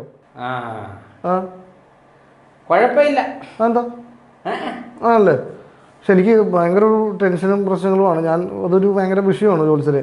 എനിക്കൊരു നല്ലോണം ഈ സങ്കടങ്ങൾ, പ്രയാസങ്ങളൊക്കെ മാറാൻ വേണ്ടി നമ്മൾ എന്ത് ചെയ്യണം? വീട്ടിൽ വഴക്ക്. ഭാര്യയുടെ ഒരു ക്ഷമയുള്ളവളാണ്. 5 കുഞ്ഞുങ്ങളുടെ തള്ളയത്. എൻ്റെ ജോത്സ്യരെ സത്യം പറഞ്ഞാണ്ടല്ല, 1 പറഞ്ഞ് 2ാമത്തേന് ഇവള് പ്രശ്നമാണ്. ഒന്ന് പറഞ്ഞ 2ാമത്തേന് പ്രശ്നം. ഉദാഹരണം ഞാൻ ഒരു കാര്യം പറയട്ടെ ജോത്സ്യരെ, നമ്മളാണുങ്ങളല്ലേ, നമ്മൾ ഇച്ചിരി മദ്യപിക്കുന്ന സ്വഭാവക്കാരനാണ്. അത് ഭയങ്കര പ്രശ്നമായിരുന്നേ. താങ്കൾ സ്ഥിരമായിട്ട് മദ്യപിക്കില്ല. ഞാൻ മദ്യപിച്ചത് പ്രശ്നമായി. എന്താ കാര്യം എന്ന് അറിയാവോ? അതെന്ന് പറഞ്ഞു കഴിഞ്ഞാൽ, ഞാൻ സാധാരണ നമ്മൾ ഭർത്താക്കന്മാരെ അറിയാലോ, ഞാൻ ഭാര്യയോട് പറഞ്ഞു, എടി എന്നൊരു ഫംഗ്ഷനുണ്ട്, ഞാനൊരു 2 എണ്ണം അടിച്ചിട്ട് ഒരു 10 മണിയാകുമ്പോൾ വരാമെന്ന് പറഞ്ഞു. അത് പ്രശ്നമായി. ആ പ്രശ്നം എന്ന് പറഞ്ഞാൽ ഞാൻ 10 എണ്ണം അടിച്ചിട്ട് വിളിപ്പിച്ച് 2 മണിക്കാണ് വന്നത്. ഇത് ഇവള് പറഞ്ഞിട്ട് ഇവള് പറഞ്ഞ് വീട്ടിൽ നിന്ന് കൊണ്ടുവന്നേക്കണ എല്ലാം എടുത്തിട്ട് പോകുമെന്ന് പറഞ്ഞാൽ 2 മക്കളെ എടുത്തിട്ട് ഇവള് വീട്ടിലേക്ക് പോകണം. ഭയങ്കര പ്രശ്നം. ഒരു സ്വസ്ഥതയില്ല. ജോത്സ്യരുടെ വീട്ടിൽ എങ്ങനെയാണ് ഇതൊക്കെ? എന്റെ വീട്ടിലെന്ന് പറഞ്ഞാൽ എന്റെ ഭാര്യ പറഞ്ഞേക്കണോളാ. ഭാര്യ പറഞ്ഞാൽ കേൾക്കും. ആര് കേൾക്കും? ഞാൻ കേൾക്കും. ഓ അങ്ങനെ. അപ്പോൾ എനിക്ക് ഈ നമ്മുടെ ഈ ഇപ്പോൾ ഒരു ആകർഷണ യന്ത്രം എന്നൊക്കെ പറഞ്ഞ് നമ്മൾ വരുന്നുണ്ടല്ലോ, എന്തോ ആകർഷണ യന്ത്രം, ഇത് ധരിച്ചാൽ നിങ്ങൾക്ക് ആകർഷിക്കുമെന്നോ എന്തോ അങ്ങനത്തെ ആകർഷണ യന്ത്രം ഇപ്പോൾ അത് കൂടുതൽ പോകണുണ്ടോ? അത് ആകർഷണ യന്ത്രം എന്ന് പറഞ്ഞ സാധനം ഇല്ല, ഡിമാൻഡ് ഇല്ല. ഇല്ല, ഡിമാൻഡ് ഇല്ല. എന്താ ഡിമാൻഡ് ഇല്ലാത്ത കാര്യം എന്താ? ഡിമാൻഡ് ഇപ്പൊ പിന്നെ ഫോണിലല്ലേ, പിന്നെ ഇപ്പൊ ഫേസ്ബുക്കിലും വാട്സാപ്പിലും ഡയറക്റ്റ് അല്ലേ, പിന്നെ എങ്ങനെ ആകർഷണം ഉണ്ടാകും? ഇവരൊരു മെസ്സേജ് അയക്കും, മെസ്സേജ് അയക്കും, അവർ തിരിച്ച് മെസ്സേജ് അയക്കും, അപ്പൊ ആകർഷണമായി. അങ്ങനെയാണ് ആകർഷണം ഉണ്ടായത്. അങ്ങനെ ഒരു ഇതുണ്ടല്ലോ അല്ലേ? പിന്നെ എനിക്ക് നാളിന്റെ കുറച്ച് കാര്യങ്ങൾ അറിഞ്ഞുണ്ട്. ഈ ചില ആൾക്കാർ പറയും ഇന്ന നാളിൽ ജനിച്ചിട്ടുണ്ടെങ്കിൽ ഒരു ഐശ്വര്യം ഉണ്ടാവില്ല, ദോഷമാണ് ഇതാന്ന് പറയും. അപ്പൊ എന്റെ ഈ ഭരണനാളിനെ കുറിച്ചിട്ട് എന്താണ് ജോത്സ്യർക്ക് പറയാനുള്ളത്? ഭരണനാളെന്ന് പറഞ്ഞാൽ നേരത്തെ പറഞ്ഞ പോലെ തന്നെ നല്ല നാളാണ്, അച്ചാറിട്ട് വെക്കാം ഭരണി. അതല്ലാതെ വേറെ എന്തെങ്കിലും ഇത് എന്തായാലും പിന്നെ ഒരുപാട് ദോഷങ്ങളുണ്ട്. ദോഷമുണ്ട്, നിങ്ങളെ കൊണ്ട് ദോഷമുണ്ട്. എന്നെ കൊണ്ട് ആർക്ക് ദോഷം? നിങ്ങളെ കൊണ്ട് പൊതുവെ എല്ലാവർക്കും ദോഷമാണല്ലോ. എൻ്റെ ജോലിച്ചേരി അതൊക്കെ പോട്ടെ, അതൊക്കെ ഒരു കാര്യം പറയട്ടെ. ഒരു പുതിയ കാർ മേടിക്കുമ്പോൾ നമ്മൾ ശരിക്കും ഒരു നാരങ്ങ ഒക്കെ മേടിച്ച് നാരങ്ങ 4 ടയറിൻ്റെ അടിയിൽ വെച്ച് ഇങ്ങനെ പോണ സംഭവം അത് ജോലിച്ചരാണ് കണ്ടുപിടിച്ചതെന്ന് ഞാൻ ഇങ്ങനെ കേട്ടിട്ടുണ്ട്. സംഭവം എന്തായിരുന്നത്? അതൊരു ഐശ്വര്യവുമാണ്, എന്ന വേറെ ടെക്നിക്കുമാണ്. ടെക്നിക്കാ? പിന്നെ അത് പറയണം. 4 നാരങ്ങ ഈ 4 ടയറിന്റെ താഴത്ത് വെച്ചാണല്ലോ നമ്മൾ വണ്ടി വിട്ടുന്നത്. അതൊരു ഐശ്വര്യമാണ്. കാരണം എനിക്ക് നാരങ്ങ കടയുണ്ട് ഈ അമ്പലത്തിന്റെ അടുത്ത്. അവിടെ ആദ്യം ഒരു വണ്ടിക്ക് ഈ 4 നാരങ്ങ അങ്ങോട്ട് പോയി, പിന്നെ അമ്പലത്തിൽ മൊത്തം ഇതായി പരിപാടി. ഇത്രയും വണ്ടികൾ ഇതാ വഴിപാട്. അങ്ങനെ ഇപ്പൊ ടിപ്പറിനെ ഞാൻ കൊണ്ടുവന്ന് നാരങ്ങ ഇറക്കുന്നേ. പിന്നെ ജീവിക്കണ്ടേ? ശരിക്കും ഒരു കാര്യം ചോദിക്കട്ടെ, നേരത്തെ ജോലിസിൽ പറഞ്ഞല്ലോ, ഞാൻ ഈ പറഞ്ഞ പോലെ ജോലിസിൽ എന്തോ കല്യാണം കഴിച്ചെന്നൊക്കെ പറഞ്ഞു. പക്ഷെ ഇവിടെ വന്നിട്ട് ഈ വീട്ടിൽ വന്നിട്ട് ഞങ്ങളുടെ ചാനലുകാർ വന്നിട്ട് ഇവിടെ ആരെയും കണ്ടില്ല. സത്യം പറഞ്ഞ ജോലിസിൽ കല്യാണം കഴിച്ച? സത്യം പറഞ്ഞാൽ കല്യാണം ചെയ്തിട്ടില്ല. ഇല്ല, കഴിച്ചിട്ടില്ല. ഇല്ല. അതെന്താ കല്യാണം ചെയ്തത്? പിന്നെ ചോറ് തിന്നാനായിട്ട് ചായക്കട മേടിക്കേണ്ട കാര്യമുണ്ടോ? കൊള്ളൻ. എനിക്കൊരു കാര്യം ചോദിക്കാം, ഈ നമ്മുടെ ഈ ഭാര്യ ഭർത്താക്കന്മാരെ തമ്മിലുള്ളൊരു ഇതുണ്ടല്ലോ, എപ്പോഴും വഴക്കുകളാണ്, എപ്പോഴും വഴക്കുകൾ. അത് ഒഴിവാക്കാൻ എന്തെങ്കിലും ട്രിക്കുണ്ടോ? ഞാൻ പറഞ്ഞു തരും, പക്ഷെ വേറെ പുറത്തു പോയി പറയരുത്. പുറത്തു പോയി പറയില്ല, ഞങ്ങൾക്ക് ലക്ഷം ആൾക്കാർ കാണണ്ട. അവിടെ ഭാവിക്ക് വേണ്ടിയിട്ടാണ് പറഞ്ഞു തന്നത്. നിങ്ങൾ മുഖത്തോട് നോക്കി വർത്താനം പറയാതിരിക്കുക. അപ്പൊ കുഴപ്പമില്ല. അപ്പൊ ഈ ചാനലിനും ടിവിക്കും വേണ്ടി ഇടിയാന്ന്. എന്റെ വീട്ടിൽ ഞാൻ ചെന്ന് കഴിഞ്ഞാൽ, ഞാൻ ജോലി കഴിഞ്ഞ് ചെന്ന് കഴിഞ്ഞാൽ എനിക്കുള്ള ദിവസം വെള്ളം പോലും എടുത്തു തരില്ല. ഇവള് ആണെന്നുണ്ടെങ്കിൽ ടിവിയുടെ മുമ്പിൽ ഇരുന്നിട്ട് ഈ സീരിയൽ കാണുകയെ. ഈ സീരിയലിന്റെ പേര് അറിയാമല്ല, ഈ സീരിയലിന്റെ പേര് പതിവ്രത എന്ന് പറഞ്ഞ സീരിയലാണ്. പക്ഷെ സീരിയലിന്റെ കഥ എന്താണെന്നറിയാം? ആദ്യം നമ്മൾ 17ാമത്തെ ദിവസം ഒരുത്തന്റെ കൂടെ വിളിച്ചോടി, 24ാമത്തെ ദിവസം കല്യാണം കഴിച്ച്, 25ാമത്തെ ദിവസം വേറൊരുത്തന്റെ കുഞ്ഞിനെ പ്രസവിച്ച്. സീരിയലിന്റെ പേര് പതിവ്രത. ഇവളാണ് പതിവ്രത. പതിവ്രതയാണ്. ഇത്തരം സീരിയലുകളൊക്കെയാണ് സംഭവം, നശിപ്പിക്കുന്നതാണ്. ജോലിശ്ശേരി സീരിയലിനൊക്കെ അല്ല, നിങ്ങൾ എന്താ ടി വി കാണുമ്പോൾ വൈഫിന്റെ ചോദിക്കാറില്ലേ? ഞാൻ ഒന്നും ചോദിക്കില്ല, കാരണം അവള് കരഞ്ഞിരിക്കുന്നു. ഇപ്പൊ കഴിഞ്ഞ ദിവസം ഞാൻ വീട്ടിലേക്ക് വന്നു ജോലിശ്ശേരി. ഞാൻ വീട്ടിലേക്ക് വന്നു കഴിഞ്ഞപ്പോഴത്തേക്കിനും ഭയങ്കര ആഘോഷം, ഭയങ്കര വെടിക്കെട്ട്, ഭയങ്കര വിഷയം, ലൈറ്റൊക്കെ ഇട്ടേക്കണ്. അപ്പൊ ഞാനിങ്ങനെ വന്നിട്ട് ചോദിച്ചു, എന്താടി എന്റെ പിറന്നാളാണ് ഇന്ന്? അപ്പൊ ചോദിച്ചു, അല്ലല്ല ചേട്ടൻ്റെ പിറന്നാൾ ഇന്നല്ല. അപ്പൊ ഞാൻ ചോദിച്ചു, ഇനി ആരുടെ നമ്മുടെ മുത്തശ്ശിയുടെ പിന്നെ ഷഷ്ടി പൂർത്തിയാക്കുന്ന വല്ലതാണോ? അതുമല്ല, ഇത് എന്താണ് സംഭവം ഇത്ര ആഘോഷം എന്ന് വെച്ചപ്പോ അവള് പറയുന്നത്, നമ്മുടെ കുങ്കുമപ്പൂവില്ലേ അതിനകത്ത് ശാന്തി പ്രസവിച്ചെന്ന്. അതിനവള് കേക്കും ഇത് ആ പരിസരം മുഴുവൻ മിഠായി വിതരണം ചെയ്യും. അവൾ ആ പരിസരത്ത് മൊത്തം മിഠായി വിതരണം ആണല്ലേ? പിന്നെ അയൽവക്കത്ത് എന്തോ ഒരു ചെറുക്കനെ കുറിച്ച് പറഞ്ഞല്ലോ, ആരും ആത്മഹത്യ ചെയ്യാൻ പോയ എന്തോ ഒരു പയ്യൻ, അതെന്തായിരുന്നു സംഭവം? സോമചേന്റെ മകന. നേരാണോ? പിന്നെ അവൻ വെള്ളം കുടിയാ, മദ്യപാനം ശരിയല്ലത്. ശരിക്കും പറഞ്ഞാൽ മദ്യപാനം ശരിയല്ല, അത് ശരിയല്ല. അവനൊരു പെണ്ണുമായിട്ട് പ്രണയം ഉണ്ടായിരുന്നു. അവൻ എൻ്റെ ഒന്ന് ചോദിച്ചതാ. അപ്പൊ ഞാൻ പറഞ്ഞത് അത് ശരിയാകല്ലത്, കാരണം അത് ഇവനും ശരിയല്ല. നമ്മളത് ഒരു പെണ്ണിന്റെ ഭാവി നശിപ്പിക്കണ്ടെന്നോ. ഈ കള്ളുകൂടി എന്ന് പറഞ്ഞ സാധനം ശരിയല്ല. ഈ മദ്യത്തിന്റെ മീതേൽ ആൽക്കഹോൾ. അതെ. ഇവൻ എന്ത് ചെയ്യുന്നറിയാവാ? ഇവനെ ആ പെണ്ണിനെ കെട്ടിച്ചു കൊടുക്കാത്ത കാരണം ഇവൻ ആത്മഹത്യാ ശ്രമം നടത്തി. അത് പിന്നെ ഇത് കാണുന്നവരൊക്കെ അത് ചിന്തിക്കണം. അങ്ങനെ ആത്മഹത്യ എന്ന് പറയുന്ന സാധനം നമ്മുടെ ജീവിതത്തിൽ നമുക്ക് എന്ത് നിരാശ ഉണ്ടെങ്കിലും ആത്മഹത്യ ചെയ്യരുത്. ഒരു മനുഷ്യൻ സഹിക്കത്തില്ല സഹോദര. എങ്ങനെയായിരുന്നു സംഭവം? അവൻ മദ്യപിച്ചിട്ട് അവന്റെ വീട്ടിൽ വന്ന അമ്മയെയും അവന്റെ ജ്യേഷ്ഠന്മാരെല്ലാം കേൾക്കുമ്പോ എനിക്ക് അത് ആരും സങ്കടപ്പെട്ടു പോകും. എല്ലാരും വന്ന് ദേഷ്യത്തോടെ ചീത്ത പറയുക, തെറി പറയുകയൊക്കെ ചെയ്തിട്ട് അവിടെ കിടന്ന് കയറെടുത്തിട്ട് മരത്തെ കയറി, മരത്തിന്റെ മേളിൽ കയറി പെടലിക്ക് കുരുക്കിട്ട് ചെറുത്ത് ചാടും. മരിച്ചാ? എവിടെ മരിക്കാൻ? ചെറുക്കന് വെപ്രാളത്തിന് മരത്തെ കയറിട്ടാൻ മറന്നുപോയി. അങ്ങനെ അവൻ രക്ഷപ്പെട്ടു. അതെ അതെ. ഇത്തരം ആൾക്കാരുണ്ടല്ലോ. ഞാൻ ഒരു കാര്യം പറയട്ടെ, ഈ മദ്യപാനം എന്ന് പറഞ്ഞിട്ടുണ്ടെങ്കിൽ നിസ്സാര സംഭവമൊന്നുമല്ല. ഇത് ഒരുപാട് കുടുംബം തകർക്കും, ഒരുപാട് കാശ് പോകും. ഞാനൊരു കാര്യം ചോദിച്ചോട്ടെ? തീർച്ചയായും. അതൊന്നും വിചാരിക്കരുത്. ഇല്ല. ജോത്സ്യര് എങ്ങനെയാണ്? ഇടക്ക് ഒരെണ്ണം അടിക്കും. ഏത് ദിവസം? വെള്ളിയും ശനി. നടത്ത ശനിയാഴ്ച വരട്ടെ. അതെന്തിനാ? ഞാനിവിടെ എടാ മഹാഭാവി. പിന്നെ എനിക്ക് ഈ സിനിമാക്കാർക്കിടയിലൊക്കെ ഭയങ്കര ഇങ്ങനെയുള്ള വിശ്വാസങ്ങളുണ്ടല്ലോ. ഇന്ന പടം ഇറങ്ങണ മുമ്പ് മറ്റേ ഇന്ന ഹോമം കഴിച്ചു കഴിഞ്ഞാൽ ഇന്നതാവും, ഇന്ന നാളിലുള്ള ആൾ അഭിനയിച്ചാൽ നന്നാവും, അതങ്ങനെ ആണല്ലേ? അത് എന്താ 2-3 ഐറ്റം ഉണ്ട്. എങ്ങനെയുള്ള ഐറ്റങ്ങളാണ്? മറ്റേ ഏത് ടീമൊക്കെയാണ് ഇഷ്ടപ്പെട്ട അങ്ങനെ വന്നിട്ടുള്ള നടിമാർ ഏതൊക്കെയാണ്? അങ്ങനെ നിങ്ങൾക്ക് ഇഷ്ടപ്പെട്ടിട്ടുള്ള നടിമാർ ഏതൊക്കെയാണ്? എനിക്ക് ഇഷ്ടപ്പെട്ടേക്കെന്ന് പറഞ്ഞു കഴിഞ്ഞാൽ ഷക്കീല, മറിയ, രേഷ്മ, അല്ല എനിക്ക് ഇഷ്ടപ്പെട്ടെന്ന് പറഞ്ഞാൽ ദിലീപ്, മോഹൻലാൽ, മമ്മൂട്ടി അങ്ങനെയുള്ള സൂപ്പർ താരങ്ങളൊക്കെ എനിക്ക് ഇഷ്ടമാണ്. അങ്ങനെയാണെങ്കിൽ നമുക്ക് വഴി ഉണ്ടാക്കാം. എങ്ങനെ വഴി ഉണ്ടാക്കും? അത് ചെറിയ ഹോമം നടത്താം. ഹോമം നടത്തി കഴിഞ്ഞാൽ ഇതൊക്കെ റെഡി ആവുക? അവർ ഇവിടെ വരും. ആണ് ഹോമം നടത്തി കഴിഞ്ഞാൽ അവർ ഇവിടെ വരും. തന്നെ തിരക്കി ഇവിടെ വരും. എന്നെ തിരക്കി വരും. അപ്പൊ ജോത്സ്യര് ശരിക്കും പറഞ്ഞ സംഭവം നേരാണ്. ഇങ്ങനെയുള്ള ഇതൊക്കെ ഉണ്ടല്ലേ? നമ്മൾ ശരിയാക്കി തരാണ്. ഈ കൺകെട്ട് വിദ്യ എന്ന് പറഞ്ഞാൽ എന്താണ് ജോത്സ്യര്? എല്ലാവരും പറയും കൺകെട്ട് വിദ്യ എന്ന് പറഞ്ഞാൽ എന്താണ്? സത്യസന്ധമായിട്ട് സംഭവം വല്ലതും ആണോ? അത് ഈടെ ഒരു ചുക്കുമില്ല, ഒന്നുമില്ലേ? അത് കൺകെട്ടെന്ന് പറഞ്ഞു കാണാതിരിക്കാനല്ല, കണ്ണ് കെട്ടി വെച്ചാണ് ഇവര് പണി കാണിക്കുന്നത്. അതാണ് കൺകെട്ട് എന്ന് പറഞ്ഞല്ലേ? അത് കുഴപ്പമില്ല. ഞാൻ വേറൊരു കാര്യം കൂടെ ചോദിച്ചോട്ടെ. ഇവിടെ വന്ന സ്ഥിതിക്ക് ചോദിക്കുകയാണ്. എനിക്ക് ഈ പറഞ്ഞ പോലെ എൻ്റെ ജീവിതത്തിലെ പ്രശ്നങ്ങളൊക്കെ പറഞ്ഞല്ലോ. ഞാനൊരു വീട് സ്ഥലവും കണ്ടിട്ടുണ്ട് പുതിയതായിട്ട്. എറണാകുളത്ത് തേവര ഭാഗത്ത് വീട് കണ്ടിട്ടുണ്ട്. വീടിൻ്റെ അടുത്തൊരു കായലുണ്ട്. എനിക്ക് വലിയ ആഗ്രഹമായിരുന്നു ഞാൻ കായലിൻ്റെ അടുത്ത് വീട് മേടിക്കണമെന്നുള്ളത്. ഞാൻ ആ വീട് എനിക്ക് മേടിച്ചു കഴിഞ്ഞാൽ എന്ത് പൂജയാണ് അതിനകത്ത് നല്ലത് വരുത്താൻ വേണ്ടി ഞാൻ എന്തൊക്കെ ചെയ്യണം? അതൊരു സ്പെഷ്യൽ പൂജയുണ്ട്. സ്പെഷ്യൽ ഉണ്ട്. എത്ര സെന്റ് സ്ഥലമുണ്ട്? ഒരു 6 സെന്റ് 7 സെന്റ് സ്ഥലമുണ്ട്. നല്ല വിലയുള്ള സ്ഥലമാണ്. മുളകുകാട് അടുത്താണ് ഞാൻ മേടിക്കുന്ന സ്ഥലം. 7 സെന്റ് സ്ഥലമുണ്ട്. അതെ, എൻ്റെ വല്യമ്മയുടെ ഒരു മകനുണ്ട്. അവൻ ജോലിസനാ, നല്ല ചെറുക്കനാ. അവനെ വിളിച്ച് നോക്കിക്കാം. അപ്പൊ ജോലിസനാ എൻ്റെ പേരുടെ നോക്കിയിട്ട് ഇപ്പൊ 4 പ്രാവശ്യം പൊളിക്കേണ്ടി വന്നു. അത് കാരണം അവനെ വിളിച്ച് നോക്കിയിട്ട് നമുക്ക് നല്ലോണം വെക്കാം. പോരെ? ശരിക്കും പറഞ്ഞാൽ താങ്കൾക്ക് എന്താണ് വിഷയം? എന്താണ് തൻ്റെ ഫാമിലി, തൻ്റെ വീട്ടിൽ എന്താണ് പ്രശ്നം? വീട്ടിലെ പ്രശ്നം എന്ന് പറഞ്ഞാൽ ഞാൻ എനിക്ക് പിന്നെ വീട്ടുകാരൊക്കെ പറഞ്ഞ് 28 വയസ്സ് കഴിഞ്ഞ് കഴിഞ്ഞാൽ പിന്നെ പെണ്ണ് കിട്ടില്ല. അത് ജാതക ഒരു ജോലിസ്യം പറഞ്ഞ് കയ്യിരിപ്പ് അത്ര നല്ലതൊന്നുമല്ല പറഞ്ഞു. അങ്ങനെ പറഞ്ഞു. അല്ല അപ്പൊ അങ്ങനെ പെണ്ണ് കിട്ടൂലെന്ന് പറഞ്ഞപ്പോ പിന്നെ വീട്ടുകാരെല്ലാം കൂടെ നിർബന്ധിച്ച് ഇപ്പൊ ഒരു പെണ്ണ് കണ്ട്. വീട്ടുകാര് പെണ്ണ് കണ്ടെന്ന് പറഞ്ഞാൽ നമ്മുടെ അവിടെ ബ്രോക്കർ രാജപ്പൻ എന്ന് പറഞ്ഞ ചേട്ടനുണ്ട്. ഈ രാജപ്പൻ ചേട്ടൻ എന്നെ കൊണ്ടുവരുന്ന എല്ലാ വീട്ടിലും നടന്ന് ഈ ചായ കുടിക്കുക, ബിസ്ക്കറ്റ് ഇന്നെ ചായ കുടിക്കുക, ബിസ്ക്കറ്റ് ഇന്നെ ചായ കുടിക്കുക. അങ്ങനെ 75-80 പെണ്ണ് കണ്ട സ്ഥലത്ത് 81ാമത്തെ പെണ്ണിനെ ഞാൻ കണ്ട് പിടിച്ച്. ആ ഭാഗ്യമുള്ള പെൺകുട്ടിയായിരിക്കും. ഭാഗ്യമുള്ളതല്ല, 81ാമത്തെ പെണ്ണെ കണ്ട് സംസാരിക്കാൻ വേണ്ടി കൈ കയറി പിടിച്ച്. അത് അവർക്ക് ഇഷ്ടപ്പെട്ടില്ല. അവിടുന്ന് തല്ലി ഓടിച്ച്. പിന്നെ തല്ലി മേടിക്കില്ല, പെണ്ണ് കണക്കുന്ന പെണ്ണിന്റെ കൈ കയറി പിടിച്ചെന്നാൽ ഇതല്ലേ എൻ്റെ അങ്ങാപ്പുറം വരും. എന്നിട്ട് പിന്നെ 82ാമത്തെ പെണ്ണിനെ കണ്ട് അത് സെറ്റായി. എനിക്ക് ഇഷ്ടപ്പെട്ടു. പേര് ഞാൻ ചോദിച്ചു. പേര് പറഞ്ഞ വിചിത്ര ജീവി. വിചിത്ര ജീവി? ഞാനാദ്യമായിട്ട് പേരെന്ന് പറഞ്ഞ വിചിത്ര എന്ന് പറഞ്ഞ പേര്, ജീവി എന്ന് പറഞ്ഞ അച്ഛൻ്റെ ഇൻഷ്യല്.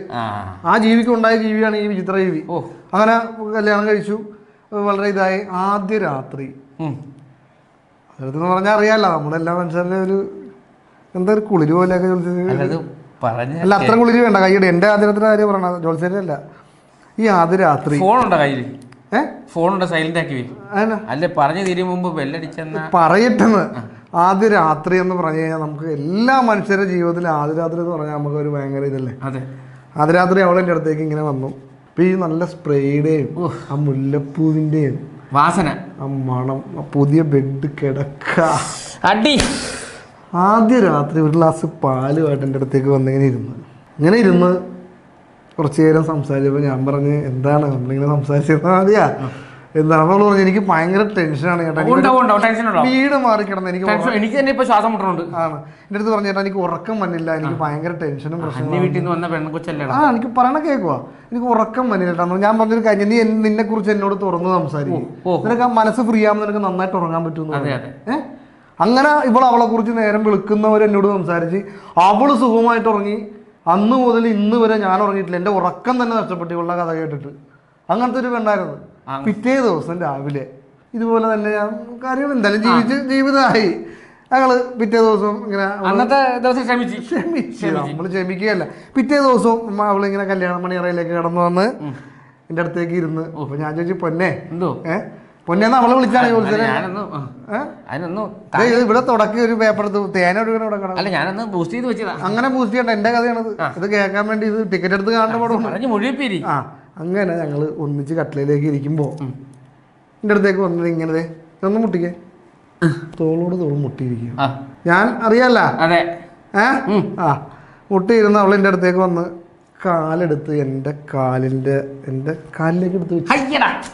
അവിടെ കാലെടുത്ത് എൻ്റെ കാലിലേക്ക് വെച്ച്, എൻ്റെ പെണ്ണ് എൻ്റെ കാലിലേക്ക് വെച്ച്. കാലിലേക്ക് വെച്ചിട്ട് നൈറ്റ് ഉണ്ടല്ലോ ഈ ഇച്ചിരി ഇങ്ങനെ പൊക്കിയ പിന്നെ ജോലിസരേ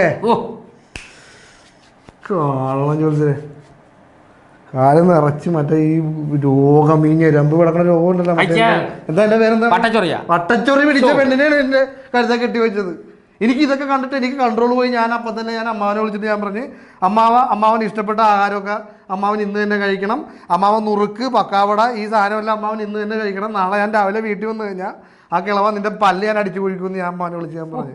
അങ്ങനെ പറഞ്ഞിട്ട് ഞാൻ ഈ വീട്ടിൽ നിന്ന് ഇറങ്ങി നടന്ന് ഒരു ഭ്രാന്തനെ പോലെ ഇറങ്ങി നടന്ന് ഞാൻ നേരെ ചെന്ന് എത്തിപ്പെട്ട എവിടെ നിന്ന് അറിയാമോ? ബോംബെ തെരുവിൽ. ബോംബെ തെരുവിൽ ഞാൻ ചെന്ന് എത്തിപ്പെട്ടിട്ട് ഞാൻ നേരെ അവിടെ ചെന്ന് ധാരാവി കേട്ടിട്ടുണ്ട്, ഊച്ചാള് കേട്ടിട്ടുണ്ട്. ഈ 2 സിനിമ ഡയലോഗാണ്. പിന്നെ ഊച്ചാലായിട്ട് കരുതരുത് ഞാൻ പറയുന്നത്. ധാരാവിലേക്ക് ഞാൻ ചെന്നിറങ്ങി. എന്നെ അവിടെ നിന്ന് ടാക്സിക്കാരൻ വിളിച്ചിട്ട് പറഞ്ഞു നല്ല പരിചയം ഉണ്ടല്ലോ, എവിടെയാണ്? ഞാൻ നോക്കിയപ്പോ ബിനു പുത്തനങ്ങാടിയിലെ ബിനു ടാക്സി ഓടിക്കണം സിനിമാറ്റിക്.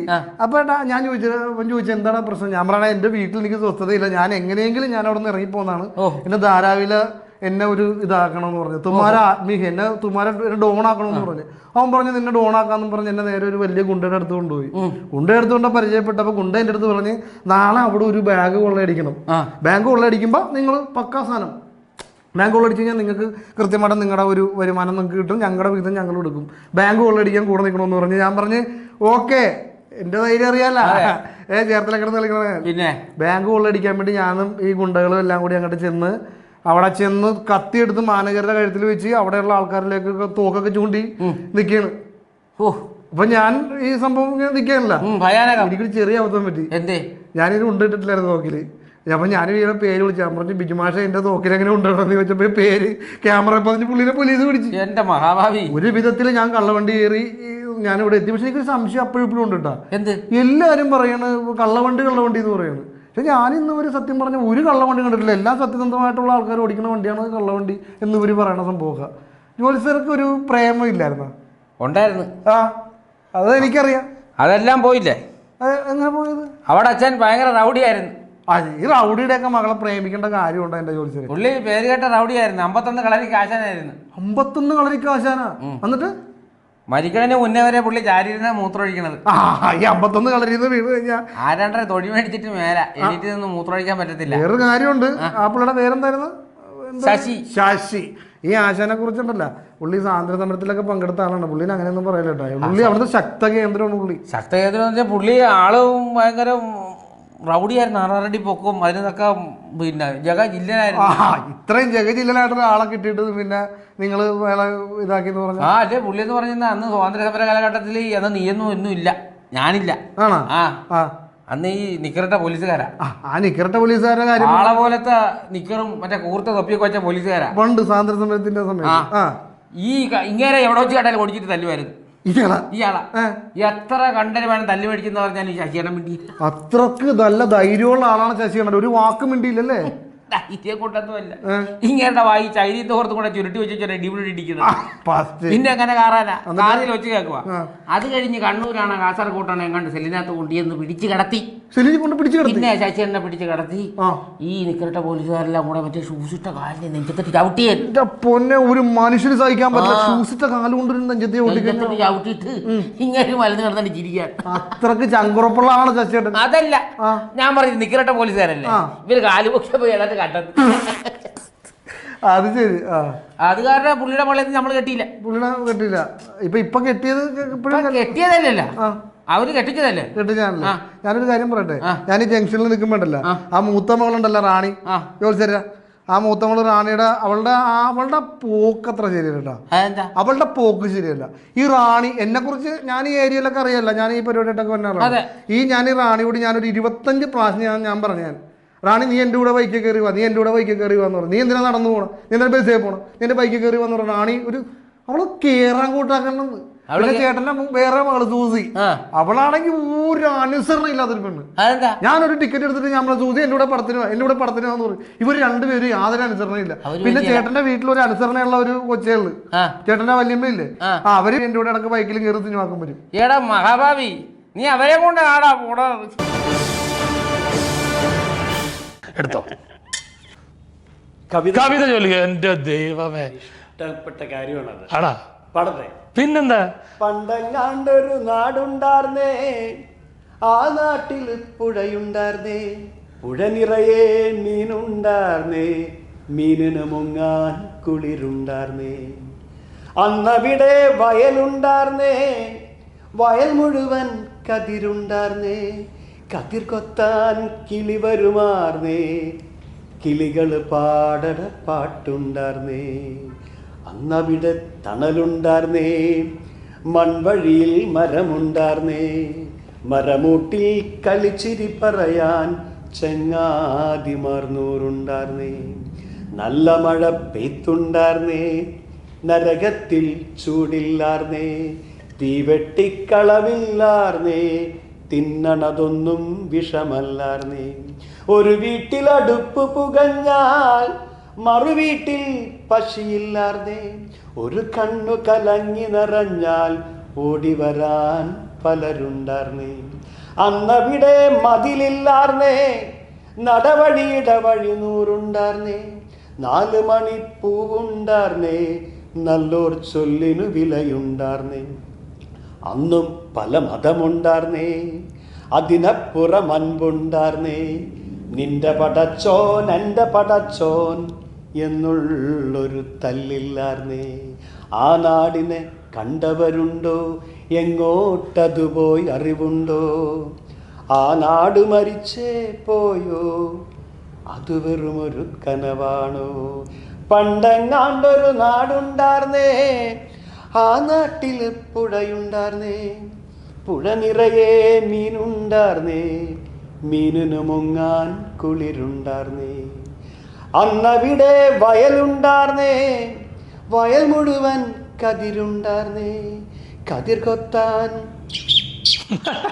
കിളി വരുമാർന്നേ, കിളികള് പാടണ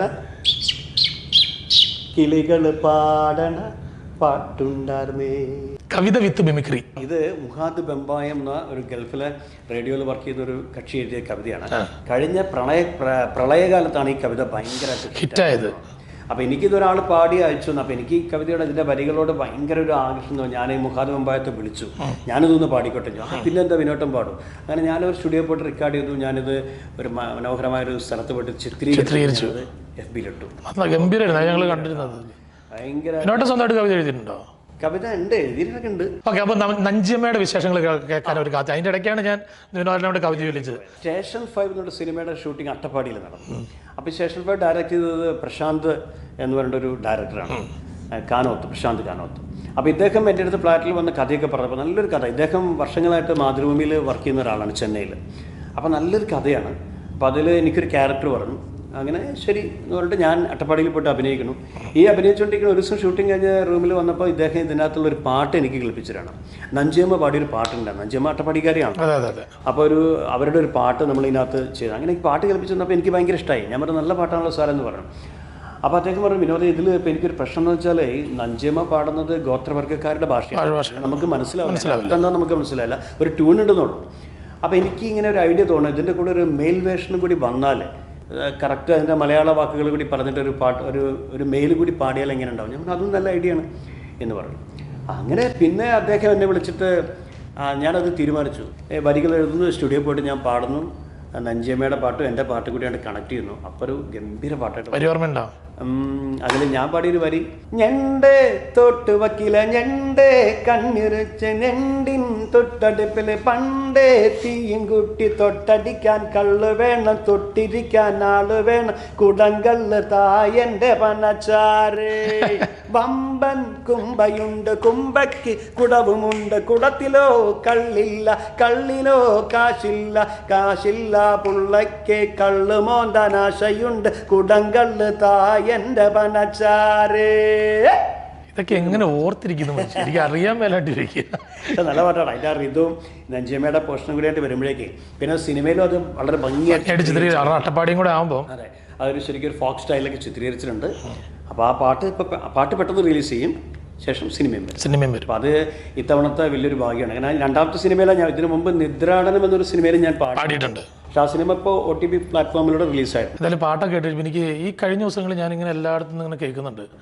നിഴൽ എന്ന് പറഞ്ഞ സിനിമ, അപ്പോൾ ലാസ്റ്റ് ചെയ്ത സിനിമ അല്ലേ, ഈ നിഴലിൽ വിനോദേട്ടൻ വന്ന് തിയേറ്ററിൽ വന്നങ്ങ് ഭയങ്കരമായിട്ട് ചിരിപ്പിക്കുക എന്നുള്ളത് കേട്ടോ. അയ്യോ. അല്ല മുഴുവനായിട്ട് ചിരിപ്പിക്കില്ല, പക്ഷെ ഒരു ഡയലോഗിന് ഭയങ്കര ചിരിയുടെ. കാരണം സിനിമ ഇറങ്ങിയിട്ട് ഞാനൊരു 4-ാം ദിവസമാണ് സിനിമ കാണുന്നത്. അപ്പോൾ അതിനു മുമ്പ് കണ്ട ആളുകളൊക്കെ എന്നെ വിളിച്ച് വിനേട്ടാ നിഴല് കണ്ടു, നിങ്ങളുടെ ആ ഒറ്റ ഡയലോഗ് ഭയങ്കര ചിരി ഉണ്ടാക്കിയിട്ടുണ്ട് കേട്ടോ തിയേറ്ററിലെന്ന് പറഞ്ഞു. അപ്പോൾ അത് ഗൾഫിനൊക്കെ സുഹൃത്തുക്കൾ വിളിച്ച് പറഞ്ഞു. അപ്പോൾ ഞാൻ കണ്ടില്ലല്ലോ, അപ്പോൾ ഞാനും വൈഫും കൂടി സിനിമ കാണാൻ പോയപ്പോൾ സത്യമാണ് ആ ഒരു ഡയലോഗിൽ തിയേറ്ററിൽ ഡയലോഗ് ഓർമ്മയുണ്ടോ? ഡയലോഗ് പറയണ്ട. അപ്പം അതിന് മുമ്പ് വിനോദിന് ചെറിയൊരു പണി കൊടുത്തിട്ടുള്ളൂ. ഡയലോഗ് കണ്ണില്ല ഇതെന്താ ടങ് ട്വിസ്റ്റർ. എൻ്റെ ദൈവമേ, ടങ് ട്വിസ്റ്റർ. നാക്കുളുക്കി. നാക്ക് അങ്ങനെ ഉളുക്കണ്ട. ഞാൻ പറയുന്നത് സ്പീഡിൽ പറയണം, 5 പ്രാവശ്യം പറയണം. അപ്പോൾ അത് ഇപ്പം ഞാൻ തന്നെ ഉളുക്കേണ്ട അവസ്ഥയാണെന്ന് എനിക്ക് തോന്നുന്നു. 5 പ്രാവശ്യം പറയണം, സ്പീഡിൽ പറയണം, ഭംഗിയായിട്ട് പറയണം കേട്ടോ. ഉടുമുണ്ടിൽ ചെളി പുരളരുത്. അത് സ്പീഡ് ഇത് അല്ല ഞാൻ പറയട്ടെ, ഒരു നിയമമൊക്കെ ഉണ്ട്, വെറുതെ കയറി. എനിക്കറിയാം ഈ ഇന്ത്യൻ താരത്തിൻ്റെ അടുത്ത് നിന്നും നടക്കൂലെന്നറിയാം. അറിയാം, ഇതൊക്കെ സ്റ്റേജിൽ പയറ്റി തെളിഞ്ഞേക്കുന്ന ആളാണ് അല്ലേ. ഉടുമുണ്ടിൽ ചെളി പുരളരുത്, അതാണ് സംഭവം. അപ്പോൾ ഉടുമുണ്ടിൽ ചെളി അത് തന്നെ ആ സാധനം സ്പീഡിൽ തെറ്റാതെ 5 പ്രാവശ്യം പറയണം. ഉടുമുണ്ടിൽ ചളി പുരളരുത്, പുരളരുതല്ല, ചളി പുരളരുത്, സ്പീഡിൽ ചളി പുരളരുത്, ഉടുമുണ്ടിൽ ചളി പുരളരുത്, ഉടുമുണ്ടിൽ ചളി പുരളരുത്, ഉടുമുണ്ടിൽ ചളി പുരളരുത്. ഏത് ഭാഷ ഇത് അറബി ഭാഷയാണ് എനിക്കത്. പക്ഷേ ഗംഭീരമായിട്ടുണ്ട്, അടിപൊളി. Okay, thank U. ഓക്കെ, അപ്പോൾ നമുക്ക് ആ നിഴലിലെ ആ ഡയലോഗ് ഏതാണ് ചിരിപ്പിച്ചത്? ഡയലോഗ് എങ്ങനെ ശരിക്കും ഭയങ്കര സീരിയസ് ആയിട്ടുള്ള ഒരു പടം അത്. അപ്പോൾ ആ സീരിയസ് ആയിട്ടുള്ള പടത്തിൽ പെട്ടെന്ന് അങ്ങനത്തെ ഒരു ഡയലോഗ് വന്നപ്പോൾ ആളുകളാണ് ചിരിച്ചു പോയതാണ്. അത് കുഞ്ചാക്കോ ബോബൻ വന്നിട്ട് ഞാനൊരു കോൺസ്റ്റബിളാണ്. അപ്പോൾ ഒരു കേസിനാസ്പദമായ ഒരു ചോദ്യം ചെയ്യലിന് വേണ്ടി വന്നിരിക്കുകയാണ്. അദ്ദേഹം മജിസ്ട്രേറ്റാണ്. അപ്പോൾ അങ്ങനെ ചോദിച്ചു, ഒരു മരണം നടന്ന ഒരു കിണറിനെ പറ്റിയൊക്കെ, ഒരു കുളത്തെ പറ്റിയൊക്കെ ചോദിക്കുന്നു. അപ്പോൾ ആ കുളം നിൽക്കുന്നപ്പോൾ പോകാൻ നേരത്ത് അയാൾ ചോദിക്കും, ഈ അവിടെ കുളത്തിൻ്റെ അടുത്തൊരു പള്ളി ഉണ്ടല്ലോ, ആ സാർ പള്ളിയുണ്ട്, പള്ളി വടക്കേ ഭാഗത്താണെന്ന് ഞാൻ പറയും. അവിടുന്ന് മണിയടിച്ച പിന്നെ ഇവിടെ കേൾക്കൂ, അത് കപ്പ്യാരുടെ അമ്പീർ പോലെ ഇരിക്കും. അത് ഇത് ചിരിച്ചില്ലെങ്കിൽ പിന്നെ കറക്റ്റ് സ്പോണ്ടേനിയസ് ആയിട്ട് കോമഡിയാ. അല്ല, അങ്ങനത്തെ ഉള്ള ആൾക്കാരുണ്ട്, ഈ തുറന്നടിച്ച് ഒറ്റടിക്ക് കോമഡി പറയുന്ന ആൾക്കാരല്ലേ. അത് ഞാൻ പറഞ്ഞപ്പോൾ, അത് പറഞ്ഞതിന് ശേഷം പറഞ്ഞപ്പോൾ കുഞ്ചാക്കോ ബോബൻ്റെ മുഖത്ത് അയാളൊരു സീരിയസ് മനുഷ്യനല്ലേ, അദ്ദേഹം സീരിയസ്, അദ്ദേഹത്തിന് ചിരി വരുന്നുണ്ട്. എൻ്റെ SI എന്നോട് ക്രൂരമായിട്ട് നോക്കും, എന്ന് പറഞ്ഞുള്ളൂ ഞാൻ നല്ല ഒരു മുഖഭാവമുണ്ട് എൻ്റെ മുഖത്ത്. അതല്ല, അത് ഓൾറെഡി സ്ക്രിപ്റ്റിലുണ്ടായിരുന്ന സാധനമാണ്, അത് കഴിഞ്ഞിട്ടാണോ? സ്ക്രിപ്റ്റിലുണ്ടായിരുന്നതാണ്. എന്തായാലും കൊള്ളാം. ഓക്കെ, അല്ല അങ്ങനെ സ്ക്രിപ്റ്റിലുള്ള അല്ലാത്ത കാര്യങ്ങൾ പറയാൻ ആരെങ്കിലും സംഭവിച്ചിട്ടുണ്ടോ? സത്യത്തിൽ അത് എനിക്ക് ഭയങ്കര ഭാഗ്യമുണ്ട്. പണ്ട് നമ്മുടെ പ്രേമം സിനിമ വന്ന പ്രേമത്തിൽ ഞാൻ ചെറിയ ചെയ്തിട്ടുണ്ടല്ലോ. പ്രേമത്തിൽ നിങ്ങൾക്ക് +2 ഇല്ല, അത് ഹിറ്റായിരുന്നു. അങ്ങനെ ചില സാധനങ്ങൾ. പിന്നെ അതുപോലെ എനിക്ക് അഭിചേട്ടൻ്റെ കൂടെ എന്താണ് സിനിമയുടെ പേര്, ഏത് ലാസ്റ്റ് ആള് പോലീസുകാരനായിട്ട് ചെയ്താണ് ഹാപ്പി വെഡിങ്. അതിലും പിന്നെ പോലീസ് സ്റ്റേഷനിൽ ഞാൻ വന്ന അഭിചേട്ടൻ ഭയങ്കര സീരിയസ് ആയിട്ടുള്ള പോലീസുകാരനാണല്ലോ. അഭിചേട്ടൻ വന്നപ്പം എന്താണത് കഞ്ചാവ് ഉണ്ടായി എന്ന് ചോദിക്കുമ്പോൾ, അല്ല ഞാൻ ഇതെന്താ പഞ്ചാബാ എന്ന് ചോദിക്കും ഞാൻ. അപ്പോൾ എന്താ കഞ്ചാവോ? അല്ല കഞ്ചാവ് സാർ, പഞ്ചാബ് എന്ന് പറഞ്ഞാൽ അതൊക്കെ സ്പോട്ടിൽ. ഓക്കെ. ശരിക്കും ഫീൽഡിൽ വരുമ്പോൾ മിമിക്രി അവതരിപ്പിച്ചിട്ടാണോ വന്നേ? അല്ല, മിമിക്രി എനിക്ക് നേരത്തെ ഇല്ല. മിമിക്രി അറിയത്തില്ല? മിമിക്രി അറിയായിട്ടല്ല. എന്താണ് മിമിക്രി? അറിയാവുന്ന മിമിക്രി അല്ല, മിമിക്രിയിൽ എനിക്ക് അധികം സമ്മാനങ്ങളൊന്നും കിട്ടിയില്ല. സമ്മാനങ്ങൾ കിട്ടിയ മൊത്തം മോണാക്ടിനെ ഞാൻ കോൺസെൻട്രേറ്റ് ചെയ്യാൻ കാരണം ഒരു അഭിനേതാവിനെ പറ്റിയൊരു സാധനം മോണാക്ട്. നല്ലതാണ്. ഞാൻ ഏറ്റവും കൂടുതൽ 2 പുസ്തകങ്ങൾ എഴുതിയിട്ടുണ്ട് ഞാൻ മോണാക്ടിനെ കുറിച്ച്. ഏതൊക്കെ? കലോത്സവ മോണാക്റ്റുകൾ എന്ന് പറഞ്ഞിട്ട് 25 സ്ക്രിപ്റ്റുകളുള്ള ഒരു പുസ്തകം. രണ്ടാമത് ഏകാഭിനയ സമാഹാരം എന്നിട്ട്, അങ്ങനെ 2 പുസ്തകങ്ങൾ. 2 പുസ്തകങ്ങൾ 50 സ്ക്രിപ്റ്റുകൾ എൻ്റെതായിട്ടുണ്ട്, സ്വന്തമായിട്ട് എഴുതിയിട്ടുള്ള സ്ക്രിപ്റ്റുകൾ. കുട്ടികൾക്ക് പഠിക്കാൻ, കുട്ടികൾക്ക് സ്കൂളിൽ കലോത്സവ വേദികളിൽ യൂസ് ചെയ്യാൻ പറ്റുന്ന 2 ബുക്കുകളാണ് എഴുതി വെച്ചിരിക്കുന്നത്. ഒരുപാട് ഷാർജ ബുക്ക് ഫെസ്റ്റിവലിലൊക്കെ ഒരുപാട് പേര് വന്നിട്ട് പുസ്തകം വാങ്ങിയിട്ടുണ്ടല്ലേ. ഒരുപാട്. ഇനിയിപ്പോൾ 3ാമത്തെ പുസ്തകം കൊണ്ട് ഞാൻ എഴുതിക്കൊണ്ടിരിക്കുകയാണ്. ഏതാണ് ഈ പുസ്തകം? ഇത് തന്നെ മോണാക്ടിന്റെ സബ്ജക്റ്റുകൾ. ഇപ്പം കഴിഞ്ഞ വർഷം കലോത്സവം ഉണ്ടായില്ല, അതുകൊണ്ട് അതിങ്ങനെ നീണ്ടുപോകാം. നമ്മൾ സ്വന്തമായിട്ട് കളിക്കേണ്ടി വരുമോ? അതെ, അതാണ് സ്ഥിതി. കാരണം വെച്ചാൽ ഈ മോണാക്ട് പണ്ട് മുതലേ മോണാക്ട് എന്നുള്ളൊരു ഇനത്തോടുള്ള താല്പര്യം വരാൻ കാരണം ഒരു കലാകാരന്റെ എല്ലാ കഴിവും പ്രദർശിപ്പിക്കാൻ പറ്റുന്ന ഒരു ഇനമാണ് മോണാക്ട്. അത് അഭിനയമുണ്ട്, മിമിക് ചെയ്യാം, എന്ത് പാട്ട് പാടാം, എല്ലാം ചെയ്യാം മോണാക്ടില്. അപ്പോൾ അതുകൊണ്ടാണ് ഈ മോണാക്ട് ചെയ്യുന്ന ആളുകളെ ഈ ഡയറക്ടർമാരൊക്കെ പോയിട്ട് പെട്ടെന്ന് ക്യാച്ച് ചെയ്യും. കാരണം ഇവന് നല്ല മിമിക്രി മോണാക്ടും അത് രണ്ടും ഒരു ഒറ്റ ഇതിലാണ്. മിമിക്രി ഇതുവരെ ചെയ്തിട്ടില്ല എന്നൊന്നും പറയാൻ പറ്റില്ല, ചെയ്തിട്ടൊക്കെ ഉണ്ട്. കുട്ടികളെ കയ്യിലെടുക്കാനുള്ള മിമിക്രി ഒക്കെ ചെയ്യും. ഒരു കുട്ടിയെ ഞാനൊരു കുട്ടിയാണെന്ന് വിചാരിക്കുക, എന്നെ ഈ കുട്ടീനെ കയ്യിലെടുക്കാൻ പറ്റിയ ഒരു കുട്ടി മിമിക്രി അല്ല, കുട്ടീനെ കയ്യിലെടുത്ത് കുട്ടികളിപ്പോൾ ഇത് വലിയ സംഭവം കേട്ടോ. ഈ ഒരു ശബ്ദം വളരെ നേരത്തെ ഞാൻ കോളേജിൽ പഠിക്കുന്ന കാലത്ത് എൻ്റെ ഒരു മോണാക്റ്റിൽ ഈ ഷൂ ഇട്ടിട്ട് നടക്കുന്ന കുട്ടികളുടെ ഒരു, അപ്പോൾ അതിൽ ഞാൻ ഈ ശബ്ദമാണ് ലൈറ്റ് കത്തിക്കുന്നത്. ഈ ഒരു സാധനം. പിന്നെ അതിനുശേഷം ഞാൻ ഈ ശബ്ദം പല രീതിയിലൊക്കെ ഉപയോഗിച്ച് വന്നു. കുട്ടികളെ കയ്യിലെടുക്കാൻ. ഇപ്പോൾ ഒരിക്കലും ഞാൻ ബസ്സിൽ യാത്ര ചെയ്യുമ്പോൾ കണ്ണൂരിലേക്ക് ഒരു പ്രോഗ്രാമിന് പോകാൻ, അന്നെനിക്ക് വണ്ടിയൊന്നുമില്ല, കാറിൽ ബസ്സിൽ പോവാം. അപ്പോൾ ബസ്സിന് മുന്നിൽ നിന്ന് ഒരു അമ്മയുടെ ഒക്കത്തിരുന്ന് ഒരു കുട്ടി ഭയങ്കര കരച്ചിൽ, കുട്ടിയാണ് ഭയങ്കര കരച്ചിൽ. അപ്പം അമ്മയ്ക്ക് പാൽ കൊടുക്കാൻ പറ്റില്ല, ബസ്സിലാണല്ലോ. അപ്പം അമ്മ എങ്ങനെയൊക്കെയോ ഈ കുട്ടിയെ ഇങ്ങനെ സമാധാനിപ്പിക്കുകയാണ്. പിന്നെ ആളുകൾക്കൊക്കെ ഡിസ്റ്റർബൻസ് ആയി കുട്ടി. ഞാനും എന്തോ വായിച്ചിരിക്കണം. അതിനിടയ്ക്ക് ഈ കുട്ടിയുടെ മുഖം എൻ്റെ നേരെയാണ്, ഇങ്ങനെ ഇരിക്കുകയല്ലേ പുറകിൽ. അങ്ങനെ കുറേ ആളുകൾക്കൊക്കെ സഹിക്കാൻ പറ്റണമെന്ന്. അപ്പം ഞാൻ വെറുതെ ഇങ്ങനെ ഉണ്ടാക്കി. കുട്ടിയുടെ കരച്ചിൽ നിന്നു. കുട്ടി കരച്ചിൽ നിന്നൊന്നുമല്ല, കുറച്ചു നേരത്തേക്ക് ആകാംക്ഷയുടെ കണ്ണീരൊക്കെ ഇങ്ങനെ ഒലിച്ചിറങ്ങണ കുട്ടി ഭയങ്കര അത്ഭുതത്തോടെ നോക്കുന്നു. അപ്പോൾ ബസ്സിലുള്ള ആളുകൾ മുഴുവൻ ഈ കുട്ടിയുടെ കരച്ചിൽ നിന്നത് ഒരാളിനെ തട്ടിയിട്ട് ഇത് നേരത്തെ ചെയ്തു അവിടെ നമുക്ക് അപ്രീഷിയേഷൻ കിട്ടുകയാണ്. അപ്പം ഞാനും പഠിച്ചോനെ. അപ്പം ഈ അമ്മ തിരിഞ്ഞു നോക്കിയത് എങ്ങനെ കുട്ടി കരച്ചിൽ നിർത്തിയെന്ന്. അപ്പം ഞാൻ ഒരു ഇങ്ങനെ മാന്യനായിട്ട് കുട്ടി ഒരു കുറച്ച് സെക്കൻഡുകൾ കുട്ടി കരച്ചിൽ നിർത്തി. വീണ്ടും കുട്ടി കരയാണ്. ഉടനെ ഞാൻ വീണ്ടും കരച്ചിൽ നിന്നു. പിന്നെ കണ്ണൂർ എത്തുന്ന വരെ എനിക്ക് വന്നു. കുട്ടികളുടെ കരച്ചിൽ മാറ്റാൻ സമീപിക്കുക വിനോദ് കോവൂർ. അങ്ങനെ അത് മിമിക്രി കൊണ്ടൊക്കെ ഉണ്ടായ കുറെ നല്ല കാര്യങ്ങളാണ് നമ്മൾ സമൂഹത്തിന് പറ്റിയാണ് ഞാൻ ഈ സാധനം ചെയ്യാറ്. ഈ ശബ്ദം ഇങ്ങനെ വീട് കോളിംഗ് ബെല്ല് ഇങ്ങനത്തെ ശബ്ദങ്ങളാണ് അനുകരിച്ചുകൊണ്ടിരുന്നത്. പഠിച്ചിനോ പണ്ട് ഈ കുട്ടികളെ എസ്എൽസിക്ക് സ്കൂൾ യുവജനോത്സവ സമയത്തൊക്കെ കുട്ടികൾ ഒരുപാട്. അപ്പം ഹെലികോപ്റ്റർ പോണ ശബ്ദം, യഥാസമയത്തുള്ള ഫ്ലൈറ്റ് പോവുക, ഹെലികോപ്റ്റർ പോവുക, അങ്ങനെയുള്ള സാധനങ്ങളാണ് കൂടുതലും. ബൈക്കും അങ്ങനെ ഓടിക്കുന്ന സാധനങ്ങൾ, പ്രകൃതിയായിട്ട് ബന്ധപ്പെട്ട കുറേ സാധനങ്ങളൊക്കെ ചെയ്തു കൊടുത്തു. നമുക്ക് അടുത്ത വിഷയത്തിലേക്ക് പോകുന്നതിന് മുമ്പ് കുടം വീണ്ടും വരുന്നുണ്ട്. വിനോദേട്ടന് പറ്റിയൊരു കുടം ഇഷ്ടമുള്ളത് ഒരെണ്ണോടുള്ള കഴിഞ്ഞാൽ വിടും. സമാധാനമുണ്ട്. ചറപറ റൗണ്ട്. ഈ ചറപറ റൗണ്ട് ഭയങ്കര സംഭവമാണ്. ഞാൻ ചോദ്യങ്ങളായിരിക്കും ചോദിക്കുന്നത്. ഒരു 5 ചോദ്യം 4-5 ചോദ്യം ചോദിക്കും. ഞാൻ ചോദ്യം ചോദിച്ചുകൊണ്ടിരിക്കും. അത് കറക്റ്റ് എന്ന് വെച്ചാൽ അതിന് ഒരു രസകരമായ ഉത്തരങ്ങളാണ് നമുക്ക് വേണ്ടത്. രസകരമായ ഉത്തരങ്ങളാണ് വേണ്ടത്. നമുക്ക് ഇവിടെ ഇരിക്കട്ടെ. ഓക്കെ. സ്വന്തം ഫോൺ അല്ലാതെ റീചാർജ് ചെയ്ത് കൊടുത്ത ആരുടെ ഫോണാണ്? എൻ്റെ ഭാര്യയുടെ ഫോൺ. സത്യം പറ. ചേച്ചി കേൾക്കുന്ന കേട്ടോ. ഏറ്റവും കൂടുതൽ മിസ് കോൾ അടിച്ചിട്ടുള്ള ആർക്കാണ്? എല്ലാം ഭാര്യയുടെ തലയിൽ വെച്ച് കൊടുക്കല്ലേ. ചേച്ചിയുടെ പേരെന്താ ശരിക്കും? ദേവ് ചേച്ചി. ഇതൊക്കെ സത്യമാണെന്ന് ആർക്കറിയാം? ഓക്കെ. കോഴി ബിരിയാണിയിൽ മാത്രം മുട്ടയിടുന്നത് എന്തുകൊണ്ടാണ്? വേറെ ഒരു ബിരിയാണിയിലും മുട്ടയില്ല, കോഴി ബിരിയാണി മാത്രം മുട്ടയിടുന്നത് എന്തുകൊണ്ട്? മട്ടന് മുട്ടയില്ലാത്തതുകൊണ്ട്. കൊള്ളാം. കല്യാണത്തിന് പെണ്ണിന്റെയും ചെക്കൻ്റെയും കയ്യിൽ ബൊക്ക കൊടുക്കുന്നത് എന്തിന്? കല്യാണത്തിന് പെണ്ണിന്റെയും ചെക്കൻ്റെയും കയ്യിൽ ഓരോ ബൊക്ക കൊടുക്കും. എന്തിനു വേണ്ടിയിട്ടാണ്? എന്തിനാണ് ഞാൻ പറഞ്ഞു? സന്തോഷത്തിനാ. എന്നാലും പറഞ്ഞു നോക്കി. സന്തോഷത്തിന് വേറെ ബൊക്ക കൊടുത്തിട്ട് കാര്യമില്ലല്ലോ. കല്യാണത്തിന് പെണ്ണിന്റെയും ചെറുക്കൻ്റെ കയ്യിൽ ബൊക്ക കൊടുക്കുന്നതിനാണ് അവരുടെ കൈവറയിൽ മാറാൻ. എന്തെങ്കിലും പിടിച്ചു കഴിയുമ്പോൾ വേറെയിൽ മാറുമല്ലോ. ഓക്കെ.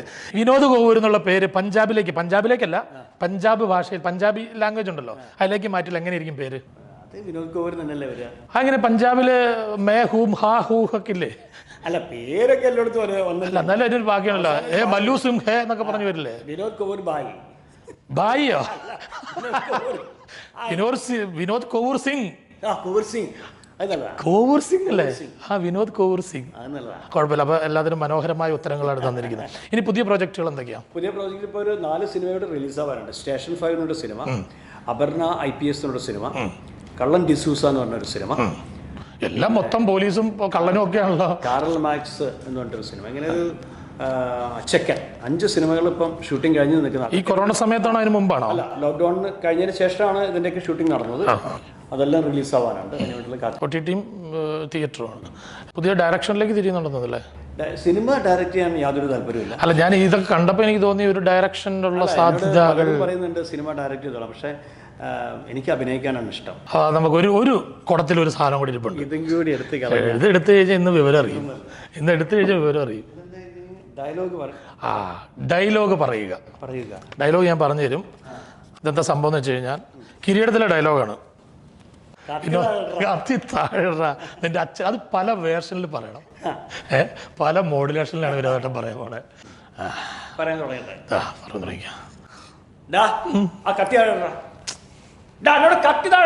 ഇടൂല.